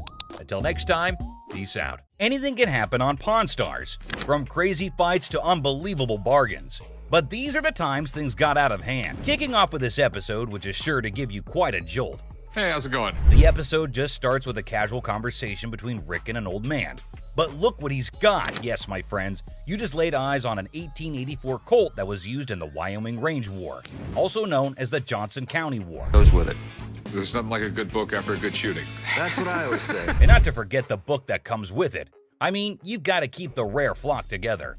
Rick, as usual, begins his quiz, asked a whole lot of questions before investing his money into something that a normal person would have bought in a heartbeat. So how exactly did you get the gun? My father got this from the great-great-granddaughter of Fred Cook. Are these many questions ever asked while I go to sell something antique? Maybe. How would I know? I've just gone to the shops to buy something, never to sell anything. But wait, it seems like he practiced it the whole night, answered all the questions like a pro. That man did better than the rest of us would do in our lives. Tough college times. Wait, what did my eyes just witness? Rick narrating the whole Wyoming Range War story. Basically, large cattle barons feuding with really small cattle ranchers. The small guys were stealing cattle. It felt like a whole history lesson to me. I must say, Rick does have some insane knowledge about antiques. The way he narrated the whole thing was nothing less than an informative history class. Not gonna lie. Moving further, we see Rick's intelligence as he checked all the details provided on the document just like a professional would. It's got a 45 caliber. This is a 45 caliber. It's a 5.5-inch barrel. That's a 5.5-inch barrel. This line, when you throw on a personal story that actually ties a cowboy to a gun, that's the kind of thing collectors love. I can see he clearly knows how to hit the proper note. But when you throw in a personal story that actually ties a cowboy to a gun, that's the kind of thing collectors love. Without a second thought, the man quoted $55,000 for the gun. What do you think? Are Rick and the old man on the same page? Well, for you to know that, you have to continue watching. I'd like $55,000. $55,000? And obviously, before getting such a huge amount out of his pocket, he wanted a second opinion on the matter, for which he called an expert. Get someone down here, he'll tell me if it actually belonged to this guy. To be honest, I really don't get it. How can one identify if it's original or fake by just looking at some words written on a piece of paper? Anyway, who am I to say anything? What we have here, it's really hard to make that connection. Some facts were served right there. Like clearly, who else if not Rick would know more than for how much something like that goes in his shop. And you know, Pawn Stars is all about who bargains best to make the most profit. So let's see who gets to cut the cake tonight. And just when he thought things couldn't get crazier, Rick dropped the price and set his bet to $1,500. And all that effort went to waste right in front of your eyes. Yeah, I'm just not gonna be able to do that. I think maybe I'll see if I can maybe get some more provenance. That was pretty obvious. No one would want to sell an antique for this measly amount of money. Definitely not a very profitable deal. And with that deal went flying Rick out of Rick's hands. But in this next episode, this person walks in with a really interesting gun. But how interesting? You're about to find out. Yeah, it's like something James Bond would wear. Yeah, right. You just saw that, huh? But that's not out of a James Bond movie. That thing is as real as it gets. What can I help you with? I'm here to sell my ring pistol today. Well, you know how a gun never stays in the shop for long, be it whatever shape or size. But this thing is something I've never seen or even heard of before. Have you ever seen a pistol ring? Boy, you're looking at it right now. This is something definitely worthy of adding to the antique collection list. Come on, you have to agree with me. Everything about this pistol ring is antique, from loading it to the trigger to its hammer. This thing is a killer. Literally. You know what? If I ever went undercover on a mission, I would definitely carry this cute little devil. James Bond, we just found your vibe. And I know Rick would agree with me too. Yeah, that man seems very particular about the price he's going to ask for that dangerous ring. I'm looking to get $9,000. I'll use it to buy some of the things I collect more often. I personally would wear that ring everywhere. It's an all-in-one combo, kind of a hidden treasure who can double up like your personal bodyguard. It's unreal how cool this thing is. But hey, did Rick just contradict me? Wear them just for fashion. Damn. Rick has got a good sense of humor, not gonna lie. Seriously, getting hit by that mini pistol ring would definitely hurt your ego hard, man. It's also seriously a gun. I mean, it would really hurt getting shot with this thing. And oh, I kid you not when I say that the man clearly did his homework right. He literally asked for $9 grand in the blink of an eye. I mean, that piece truly is a showstopper. But that expensive? Damn. A $9 grand. They're pretty rare. So what happened is that the deal took an intense turn, and Rick, being the smartest in this show, had to prove it. So before finalizing the deal, he wanted a bit of expert advice. I mean, that's always better than regretting later, right? So let's see what the expert had to say about this antique pistol ring. The European gunsmiths, they were making all kinds of little weird things. This is the Imperial Protector. Basically, looks like this tiny mean machine has taken down quite a few people in the past. So it must cost a bomb. But let's hear it from the expert himself. For $11,500. Okay. Thanks, Tony. I really appreciate it. Whoa, I never expected that. $11.5K? That's crazy. And just look at the size of that thing. That thing is golden for sure. But as you know, Rick plays by his own rules, and I'm curious to know what he has to offer. I'll give you $3,000 for it. No, can't do it. Okay, so Rick is trying to settle the deal for $3 grand. But bro, that's like not even half the price the seller asked. Do you think the man will accept the offer? For someone who knew a great deal about the pistol ring, I don't think this man is gonna budge. But Rick wasn't ready to give up or give in as yet. So, do you think they'd both settle on the same grounds? Who do you think is going to win this round? Well, let me put your anxiety to rest, for here comes the moment you're waiting for. As amazing as this thing is, I'm sorry, I just can't do it. And just like that, Rick missed the chance and saw the extraordinary collector's pride walk right out of his door. But what happened in this next episode is even crazier. Working with an instrument maker and got really, really interested with the harmonica. You know how music instruments can be great collectibles. In which case, what do you think about an ancient instrument that has an emotional connection to it? Does it help double up the price? Well, I don't know about you, but I have never seen a shining gold M Hohner harmonica. We've all played a harmonica once in our lives. Right, we have. And we thought we were good at it. So for those of you who don't know who Matthias Hohner is, here's a quick history lesson for you. Hohner was a trained watchmaker born in Germany. And his company, Math Hohner AG, is the oldest and largest producer of harmonicas in the world. If you want to know more about this masterpiece, here's Rick for you. So apparently the watchmaker was so blown away by the piece that this is what happened. So he saw the writing on the wall, but he was also working with an instrument maker and got really, really interested with the harmonica. Rick's knowledge never fails to amaze me. There's no question that he is a master of his job, and his trade skills are even better. But is this going to be a jackpot or a lost cause? Before Rick states his price, he found a problem with the musical piece. You get in the ballpark. Okay, all right. It's plastic, and it's not in the greatest shape. I don't know, it's not too bad a shape. The cardboard's coming off. Oh no, that's going to majorly affect the price of this beautiful piece right here. So while the seller was holding on to a grand $500, what Rick pitched was unbelievable. Here's $75 for it. It cost $75. Wow. I would feel humiliated if I was that harmonica right now. I mean, come on, man, it's not that bad. But what can I say? Rick knows better. And the seller wasn't ready to back up, and even had a genuine reason for it. $1 to fill my truck up with gas right now. I can't take 75. I find the man reasonable. The least you can do is compensate his gas. But as you know, there are no emotions involved in business. Rick's not taken aback by anything, and sticks with his price, but he failed to grab the deal. I think he wouldn't mind much though, because the harmonica was plastic, and it was also peeling off in some places. So sadly, the seller needed to go back home with the broken instrument, and he couldn't even make enough money for gas anyway. Next up, we got this interesting thing that you'd never expect at a pawn shop. The guy just pulled in the parking lot with a boat he wants to sell. So Chum and I... Yes, it's a freaking boat! What you're looking at is a 1958 Sea Flight Glastering, and this is no common sight, y'all. Rick and Chum came to take a look at the huge and fascinating boat, and it looks like they already like what they're looking at. 57 Chevy, didn't they? Sure did. Is it a convertible? And how can something start without Chumley's irrelevant questions, right? Like always, he was more worried about the boat being convertible or not. Well, Chum, you definitely cannot expect everything to be fancy, okay? Despite that, I can't help but love Chumley's confidence. Meanwhile, the seller has made up his mind to demand a hefty $10,500 for the boat. Let's hope he can make just as much from the master of negotiation. And this time, the item in question was a timeless beauty, created in 1958, standing tall, defying the effects of time. Whoever maintained it surely did it with the utmost care and dedication.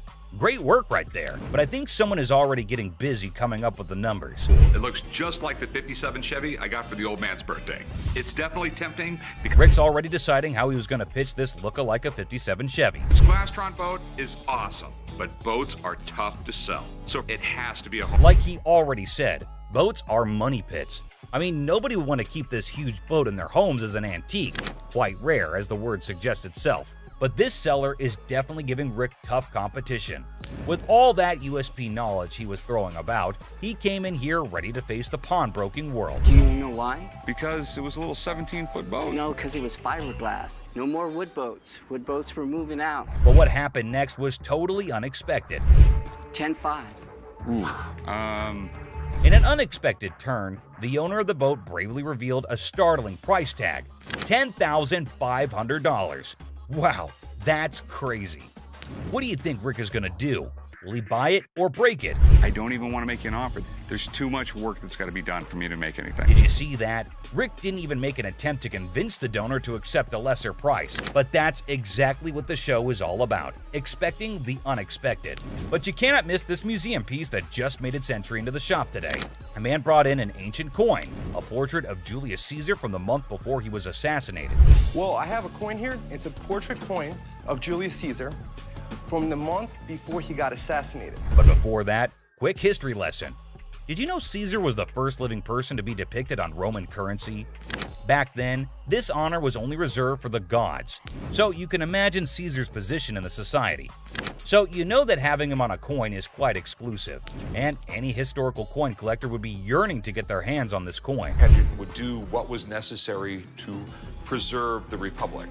Okay, and no matter what he did in office, Rick was taken in by the intriguing offer, and his sincerity came through, creating a favorable environment for a possible deal. Rick, though, sticks to his strategy since he was logical. As you know, the man is a smart specialist who always seeks professional advice before taking major action. But let's see what the price on offer is. How much were you looking to get out of it? I want $4,400, please. Okay. I like this man's confidence and how he's so adamant about the asking price, exactly the way it should be. The style is correct. Everything is right. Okay. It's perfectly genuine. The expert's analysis is giving us a ray of hope with each passing second. So let's see what the experts have to say. $1,500. Retail? Retail. Wait, what was that? $1,500? Are you kidding me? I thought that coin was a big deal. But what just happened? It's ridiculous. I mean, sometimes you can never explain how things turn out to be in the pawn world. Just like this episode where a man walked in claiming to have a 1951 Yankees team signed ball. 1951 Yankees team signed baseball. For those who may not know, the New York Yankees of the 1940s and 1950s were the most dominant team in baseball history. They won 10 World Series titles only between 1947 and 1962. including their 5 consecutive World Series victories from the 1949 to 1953 season. However, things have now taken a turn, and the glory remains in history. Coming back to the item in concern, the seller also claimed that the ball had the signatures of around 22 to 23 Yankee players from around that time, and out of all of them, it had the signatures of Joe DiMaggio and Mickey Mantle. Got about 22, 23 signatures on The year 1951 holds a special place in baseball history, as it was Joe DiMaggio's final season and Mickey Mantle's first. Also, Yankees won their 14th World Series that year. Buckle up, because this episode is sure to amaze you. My grandfather went to a game in 1951 with my mother and received The seller said that it was his grandfather who managed to get this iconic baseball. According to him, his grandfather went to a game in 1951 with his mother and received the autographs from a friend of his that was involved with the team. Well, sounds fair enough to me. Baseball doesn't really mean a lot to me. It's got some family heritage, but it's a baseball. I wonder why so many people want to sell something that has an emotional connection with them. But the seller's reason behind selling such an iconic ball seems pretty fair to me. This would be perfect for the company softball game. Chumway, I'm fixing to hit you. Charlie was trying to play the fool, but Benjamin remained unaffected, steadfastly focused on the business at hand. Benjamin saw nothing but the business and got right back into it. I don't trust this guy. I don't trust nobody, especially when they're trying to sell me stuff. Benjamin, I can feel you totally. It's not like we don't trust anybody, but it's always better to be sure when there's a ton of money involved. No doubt the expert had to be called in. I do believe that this is a genuine 1951 Yankees baseball. Whoa, it looks like there's some good news for the man, and we might see some bills going out of the shop. But wait, don't be sure. You never know when the deal goes south. I think $3,000 is a reasonable amount for the ball. With audacity that leaves me breathless, a staggering demand of $3,000 was quoted for the ball. And it's quite obvious as well. After all the authentication and the proof, anyone would ask for that kind of money. They fired about $800. But wait, what? Benjamin just quoted $800? That's it? No one would sell it for that much, Benjamin. But he was in this business before most of us, and I assume he'd know better. So these were some of the times deals got out of hand on Pawn Stars. So which one of these intrigued you the most? Let us know in the comments down below. And don't forget to subscribe for more such videos. And I'll see you in the next one. Until next time, guys. You looking at, mother? Get the off me. Hey, what the you look? I need my $20. $100. No, mama, calm down. From crazy intense fights to mind-blowing brawls. Without further ado, let's jump into some wild action in today's list of the best fights on Hardcore Pawn. You won't believe how much this customer did when he couldn't take in the truth. Get the out of here, man. Get the out of here. Why are you standing behind me? It's a bright and sunny day at the pawn shop. But hold on to your hats, because we're in for a wild ride. This cool and laid-back Albanian dude strolls in with a bunch of ancient comic books. When I say cool, I mean it. Like, look at this. Les. Ganti, how you doing? What's your name? Ganti. Genty? Yeah. Where are you from? He's got dollar signs in his eyes, thinking they're worth a fortune. But is he in for a surprise or what? Les and Ashley, the shop owners, give them their usual warm welcome. The customer proudly showcases his prized comics, claiming they're from the groovy 70s and in mint condition. He's even bold enough to demand a whopping $2,000 for the lot. What? They are shocked. How much did you want for him? I was looking around 2,000, man. $2,000? But our savvy Ashley ain't falling for it. She spots the bent corners and unimpressive preservation, grilling the customer about their sorry state. Poor fella, he's speechless. Didn't see that coming, did he? These? Do you see the edges? That's just one of them. Come on. No, actually, that's all. Ashley cuts straight to the chase and offers a jaw-dropping $5 for the entire stack. Yep, you heard it right. A gigantic drop from his lofty $2,000 expectation. Naturally, our customer isn't happy with the lowball and tries to haggle. But kudos to Ashley and Les. They hold their ground, eventually nudging the price up to a massive $6. Come on, you guys, just work with me a little bit. Give me something, you know what I mean? 6? And that's when things go from zero to chaos. Our previously calm customer suddenly loses it, accusing the shop of playing mind games. Leslie tries to calm him down, reassuring him they're not joking around. But no, he won't take their word for it. He insists on verifying the authenticity of the comics, and Ashley's response takes him to new levels of shock. From the 1970s. So am I. I don't go where you. Oh boy, buckle up, because it's all downhill from here. The customer starts swearing up a storm, slamming the table like a man possessed. He's convinced he's being duped, and boy is he fuming. Like you're playing me right now, because I know this is worth way more than $6. The situation gets so out of hand that a burly bodyguard has to step in and escort him out. But wait, there's more. Right before leaving, he pulls a move that really ticks off another customer. Talk about adding fuel to the fire. Get the off me. Hey, what the you look? Come here. Next thing you know, we're witnessing an impromptu street brawl right inside the shop. These two customers throw punches like they're in a heavyweight championship match. And let me tell you, it's a hilarious sight to behold. Come on, Eventually, the bodyguards swoop in like superheroes and drag both fighters out. Man, talk about a show. After the dust settles, our Albanian friend tries to save face with a final quip. I'm Albanian, baby! Well, my friend, you've certainly lived up to that fiery reputation of yours. What a roller coaster of a pawn shop experience, folks. Next up, just another regular day at the pawn shop. People coming and going. Some happy, some not so much. Hold on, bro. Hold on. Let me prove my point. Now here's a guy who walks in hoping to get a loan of $100 for his gold chain. And you know what? The receptionist happily agrees. Loan approved, right? How much would you like? $100. Okay. I can do the $100. Well, hold your horses, because this is where things go haywire. This customer seems all polite and even hands over his ID for verification. But then he brings up this 20% business, as it's written on the sign right there. The receptionist is completely lost, and the customer starts explaining how he should get 20% added to the $100 loan, making it $120. Put my 20%, right? What 20%, sir? The sign right here say I get 20%. But the poor receptionist has no clue what he's talking about. Politeness goes out the window, folks. The man's anger instantly flares up when he realizes the receptionist is clueless. He asks her if she's ever seen the sign in her life, and boy does he point it out right in front of the shop. Talk about intense. Sir, I don't know what you're talking about. Is you serious? Yes, sir. Ma'am, you ain't never seen the sign?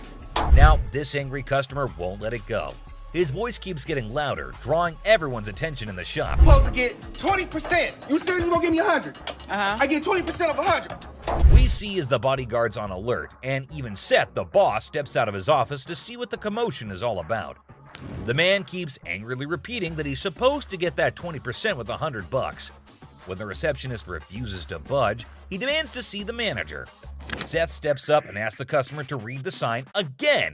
He patiently explains what it actually means. At another pawn shop, bring me in the ticket, and when you take it out of that pawn shop, I'll give you 20. But does our furious customer listen? No way. He's sticking to his guns, dead set on his demands. He even goes back and snatches the sign to show it to the receptionist and Seth. You can practically feel the tension, folks. If Seth wasn't behind that glass, this guy might have thrown a punch. Clearly, he's not thinking straight. That's when the bodyguard steps in and takes the sign away from him. Hey, straight up. My man, let this go. Let this go. 20%. The angry customer doesn't even give Seth a chance to explain. Oh boy, talk about rage blinding a person. This irate customer keeps shouting in the shop, demanding his 20%, hoping someone will back him up. Sir. Why? Well, because you're false advertising. I guess you think I can. You're not letting. But here's where things escalate. This customer challenges Seth to step out of his glass office and face him like a man. Whoa, the temperature's rising in here. But Seth's having none of it. He tells him to get out since he's causing a ruckus. And you know what happens next?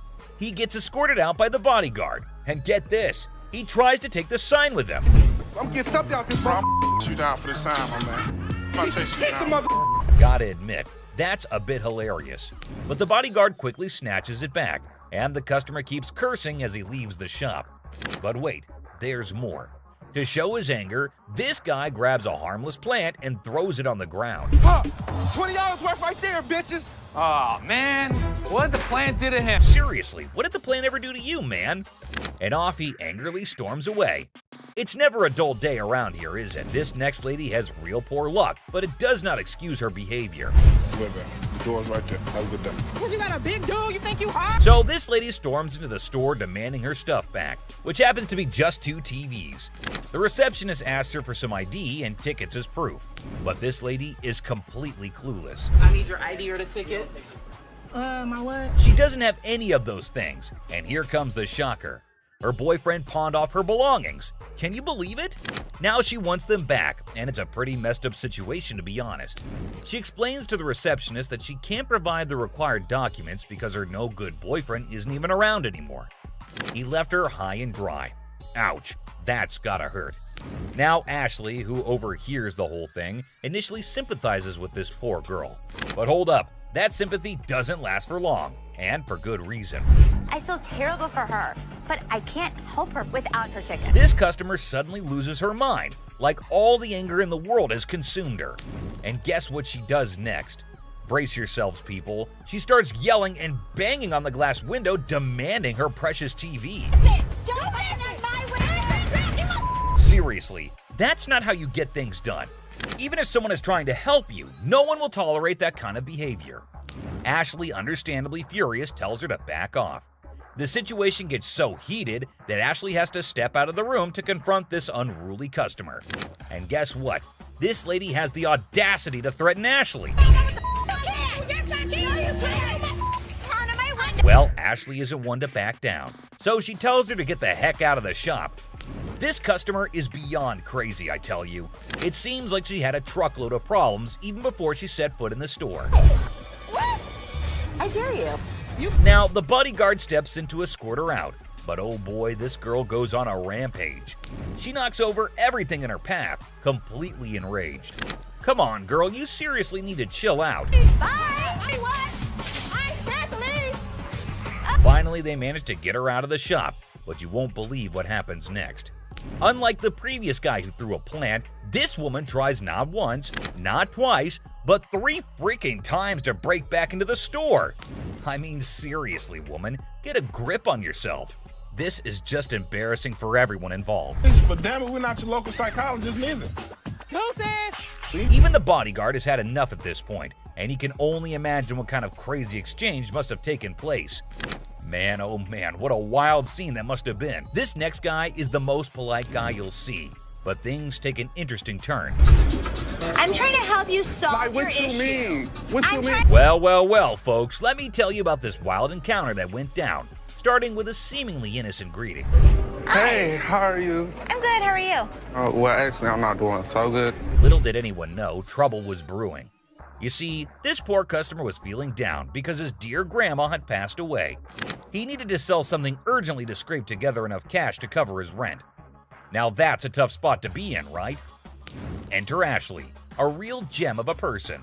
She genuinely empathized with this guy and offered a helping hand. So the dude decides to sell his late grandma's ring, thinking it's made of real gold and worth a fortune. Ashley, being the responsible gal she is, takes a good look at the ring to verify its authenticity. And guess what? It's not the real deal, folks. It's as fake as a knockoff Rolex. Okay. Do you have anything? Naturally, Ashley breaks the news to the guy and asks if he's got anything else to pawn instead. But this fella, he ain't buying it. He's convinced that Ashley's got it all wrong, and he wasted his precious time chatting with her. Well, hold your horses, buddy. Ashley calmly reassures him that his time wasn't wasted and suggested he could pawn his TV instead. But oh boy, this suggestion hit a nerve. He starts acting all weird and uncooperative, throwing a tantrum. TV. You can pawn your TV. What the I look like? Now, here's where things get intense. Ashley's just trying her darn best to help this guy out, but he's not having it. He demands his ring back and starts searching for someone else to deal with. I'm trying to do whatever I can to help him. It's not making no sense. And when Ashley tries to explain that she's simply doing her job to lend a hand, it's like a switch flip inside this guy's head. He goes ballistic, questioning Ashley's every move and acting all erratic. It's honestly a bit scary, folks. Believe it or not, this fella has the audacity to tell Ashley to lower her voice, even though he's the one causing all the ruckus. Talk about pushing boundaries. He even has the nerve to put his hand on her face trying to belittle her. And get this, he's not even listening. Lower your voice. Don't Lower your tell voice. me Lower what your to do. voice. Don't Lower your put your- voice. He's busy with his threats, making Ashley's job even harder. But our girl Ashley, bless her heart, stands her ground like a champ. But wait for it, folks. Here comes the jaw-dropping twist. Out of nowhere, a hero emerges. My face. Don't put your finger in You got me. Bam! This mysterious stranger slams our angry customer to the ground, WWE style. Can you believe it? And that's not all, folks. This hero then grabs the unruly fella and drags him out of the place. Because guess what? The dude still won't quit. On the ground. On the ground. On the ground, mother. He keeps up with his nonsense, making threats and vowing to return for more. Seriously, what on earth did Ashley ever do to deserve this kind of treatment? It's downright mind-boggling, folks. Well, the last person on this list is no less than any other irrational person than earlier. If the item was worth the money, I would give her money, but he was a loudmouth. It's just another ordinary day at the shop when this woman walks in, hoping to make some quick cash by selling her jewelry. Pretty common scenario, right? How you doing? I'm good. Trying to find this here. Well, here's the twist. It's also quite common for people to claim that their jewelry is real, when in fact, it's not. But it all depends on how they react when they find out the truth. Now, this particular woman already seems a bit agitated as she approaches the counter to sell her rose gold earrings. Les, the shopkeeper, takes a look at the earrings and bluntly informs her that the color is not real. Surprise, surprise. I can feel you. Okay, so what's up? They're not real. The woman didn't see that coming. Les goes on to explain why the color is faded, indicating that the earrings are not made of real gold. Now, you'd expect her to accept the reality and move on, right? Nope, not this lady. Instead, she comes up with a lame response like, well, duh, that's because it's rose gold. Seriously? I mean, it's common knowledge that when the color starts fading on real gold, it's a clear sign that it's not genuine. But this woman insists it's two-tone rose gold, while Les insists it's just some base metal. They were just base metal. It's not gold. Base metal is going to turn colors when you put chemicals on it. Come on, lady, listen to the expert here instead of getting all rude. The fact is, base metal changes colors, not real gold.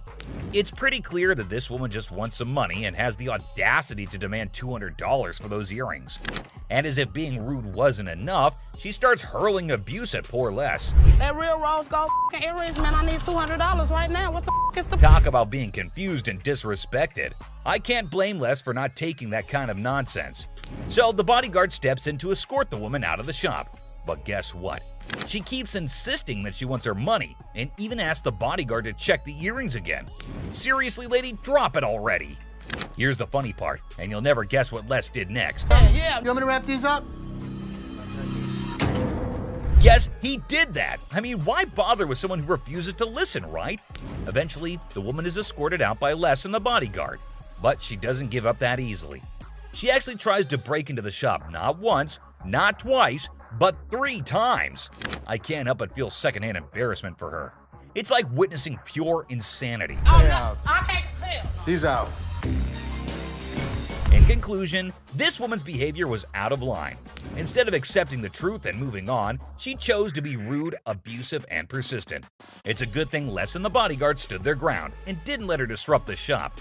Let's hope she learns a lesson from this and thinks twice before causing such a scene in the future. So, which one of these fights shocked you the most? Let us know in the comments below. If you enjoyed this video, hit that like button and subscribe for more action. See you on the next one, guys. To Rich clapping back like a boss. These are the most angry moments on Hardcore Pawn. One thing is for sure. All the people that walked into that door were full of rage, which is exactly why you're going to enjoy this ride till the end. Let's kick this off with this customer who left their manners and respect at the door. Excuse me, what do you think you're doing? Well, that is exactly what everyone at the pawn shop was thinking when they saw this customer, who seemed to have walked in with absolutely no decency or anything even close to it. How hard is it to remember basic courtesy and respect when entering a store, huh? I mean, come on! We're all trying to coexist in this space, right? It's not rocket science to treat others with kindness and consideration. First, he forgot all manners and respect, and now he was taking it to a whole new level of creepiness. I mean, just take a look at this. Ashley, man, that's my girl. Yeah, I won't ask you, man. It's like this person has completely crossed the boundaries of appropriate behavior and entered the realm of obsession. Ashley repeatedly asked him to get off the bed. It's clear that she was trying to assert her boundaries and maintain a sense of order. That's just plain bold, if not downright foolish. It's like this person has zero respect for authority or understanding of consequences. Believe me, I'll be slapping that ass. Wow, that's beyond disrespectful. It's downright disgusting. No, his remark reflects a complete lack of understanding of consent, respect, and basic human decency. Completely unacceptable. For instance, perhaps he must have seen the imminent danger. It's a relief that he had the sense to put a stop to his outrageous bullshit before things escalated further. This isn't the only time Ashley faced such abuse. This one woman went way out of her line, screaming and verbally abusing Ashley. Who's over you, ma'am? Me. It's somebody that's over you going to give me $500. No, not talking to me. This woman came in all generous and sweet, wanting to pawn her apparent iPad in exchange for $500 to bail her man. That's a red flag right there, ma'am. Anyways, when Ashley asked her how she estimated $500 to be the value, she was fumbling and gave a very lame reason. Because this is a new gig. So I should get yes. She clearly had no idea what it was. Don't worry, I won't leave you hanging wondering the same. It is an Asus transformer, not an iPad, and definitely not worth $500. And pawned items are sold at lower rates so that everyone has some profit. Ashley straight up returns it, but the customer gets pissed at this. She gets really loud and asks Ashley to get the manager. Funny, ma'am, she is the manager. She asked her to get someone above her because she needs that $500. To this, Ashley did the most savagely epic things of all times. She looked around with an air of confidence and said, "Me," asserting herself as the undeniable queen of the room. Oh boy, I bet that moment sent shockwaves through everyone's minds.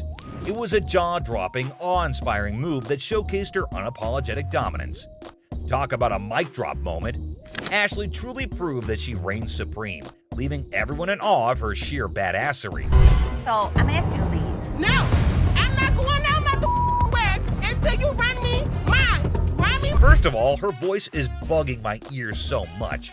The rest of it is just her shouting how Ashley's a bitch, and kept cursing her while security shows her the way out. You don't know me!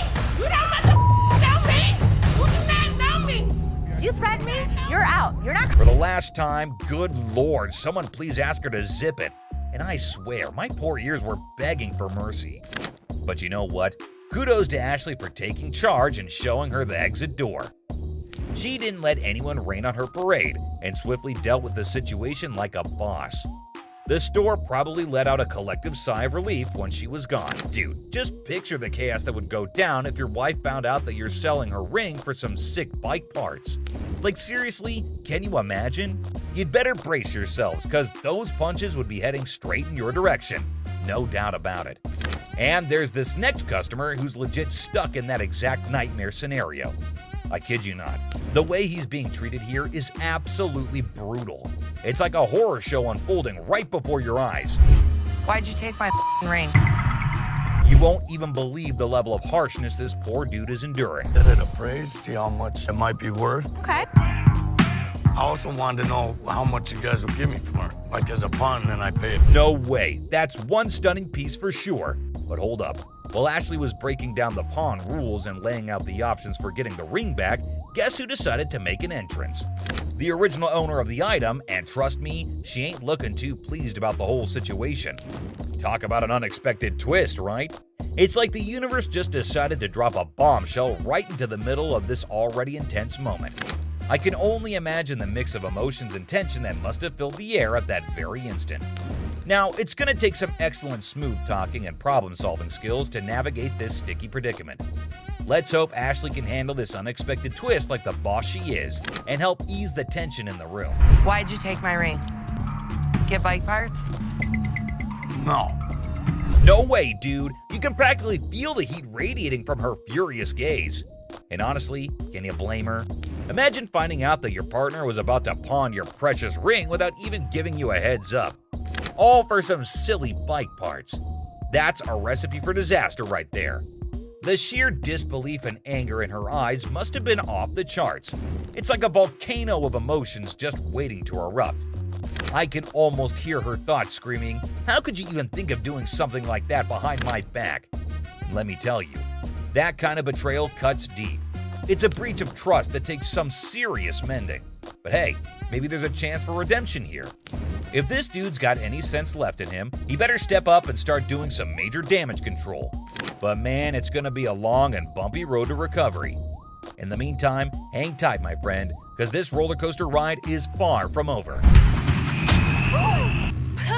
Punches him, and I am dumb. No doubt about it, that punch was a real knockout. And honestly, he had it coming.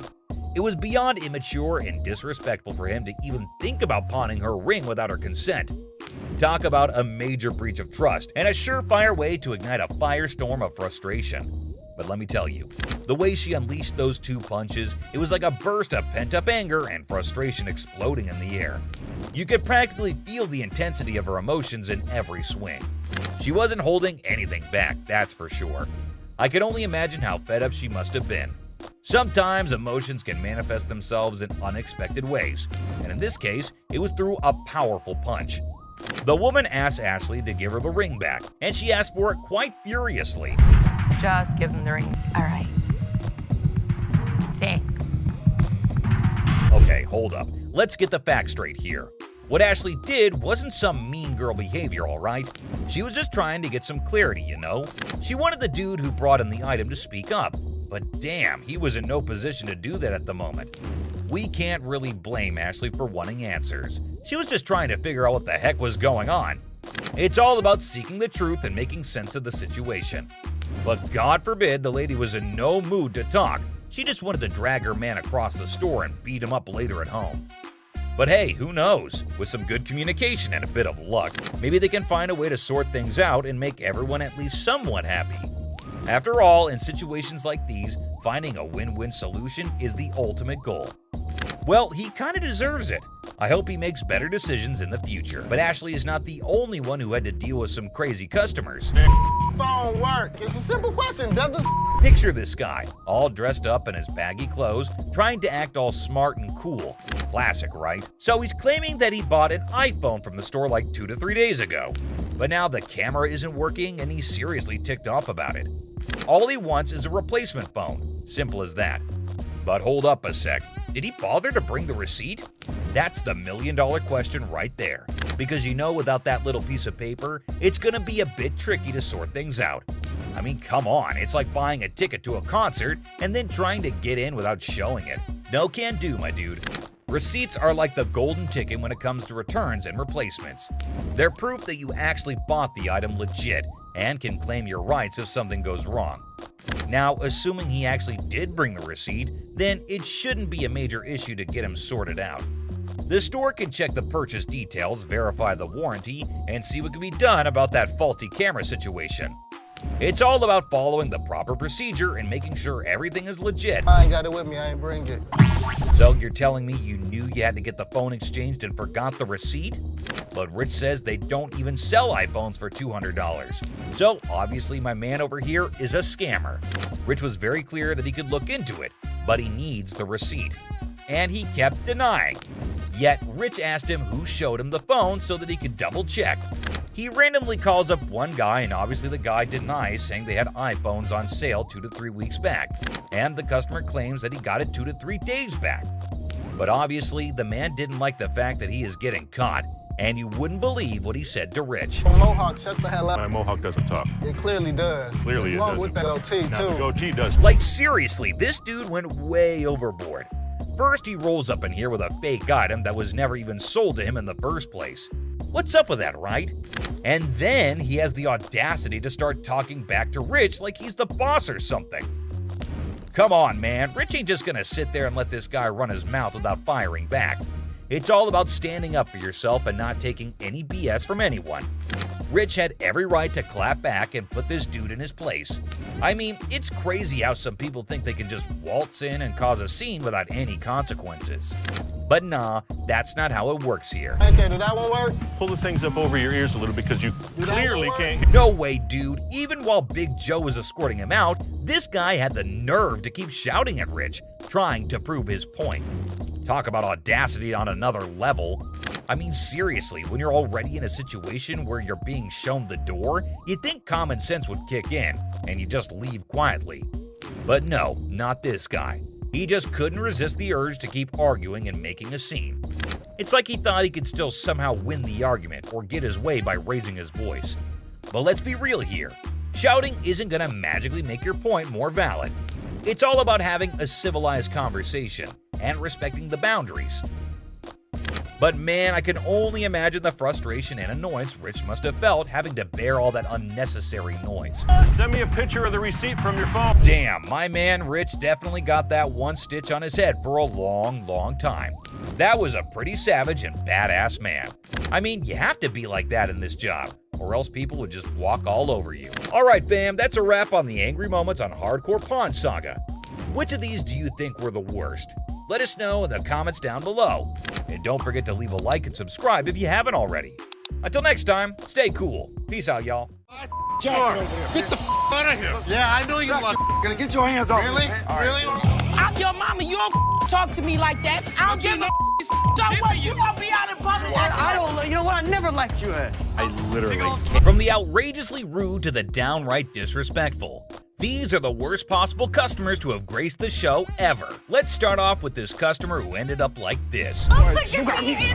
No, she ain't by herself. She ain't by herself, my man. No, I call me. I'm sure you're curious about what happened, so let's not waste any time and jump right into it. So this customer walks into the pawn shop looking visibly upset. As usual, Ashley greets him and asks how he's doing. Turns out he's not doing well at all. Here's the reason why. I'm not doing so good. No? My grandma just passed. I'm sorry. It's really sad to hear about it. Now, he brings along a ring that belonged to his grandmother. He wants to pawn this ring because he plans to retrieve it once he earns enough money. How sweet, right? However, it turns out that the ring is fake, which surprises the customer. Now, this got me thinking. Is he pretending or is he genuinely serious? It's hard to trust people these days, you know? But Ashley comes up with a solution to help him out by pawning his television. Can you guess what his response was? What the I look like pawning my TV? He starts getting rude with Ashley, which escalates into a heated argument. Then he demands his ring back, and not only that, he insists on being helped by another employee because he's annoyed with Ashley. And guess what happens next? Put your finger in my face. Don't put your finger in. Yep, that's how he ended up there.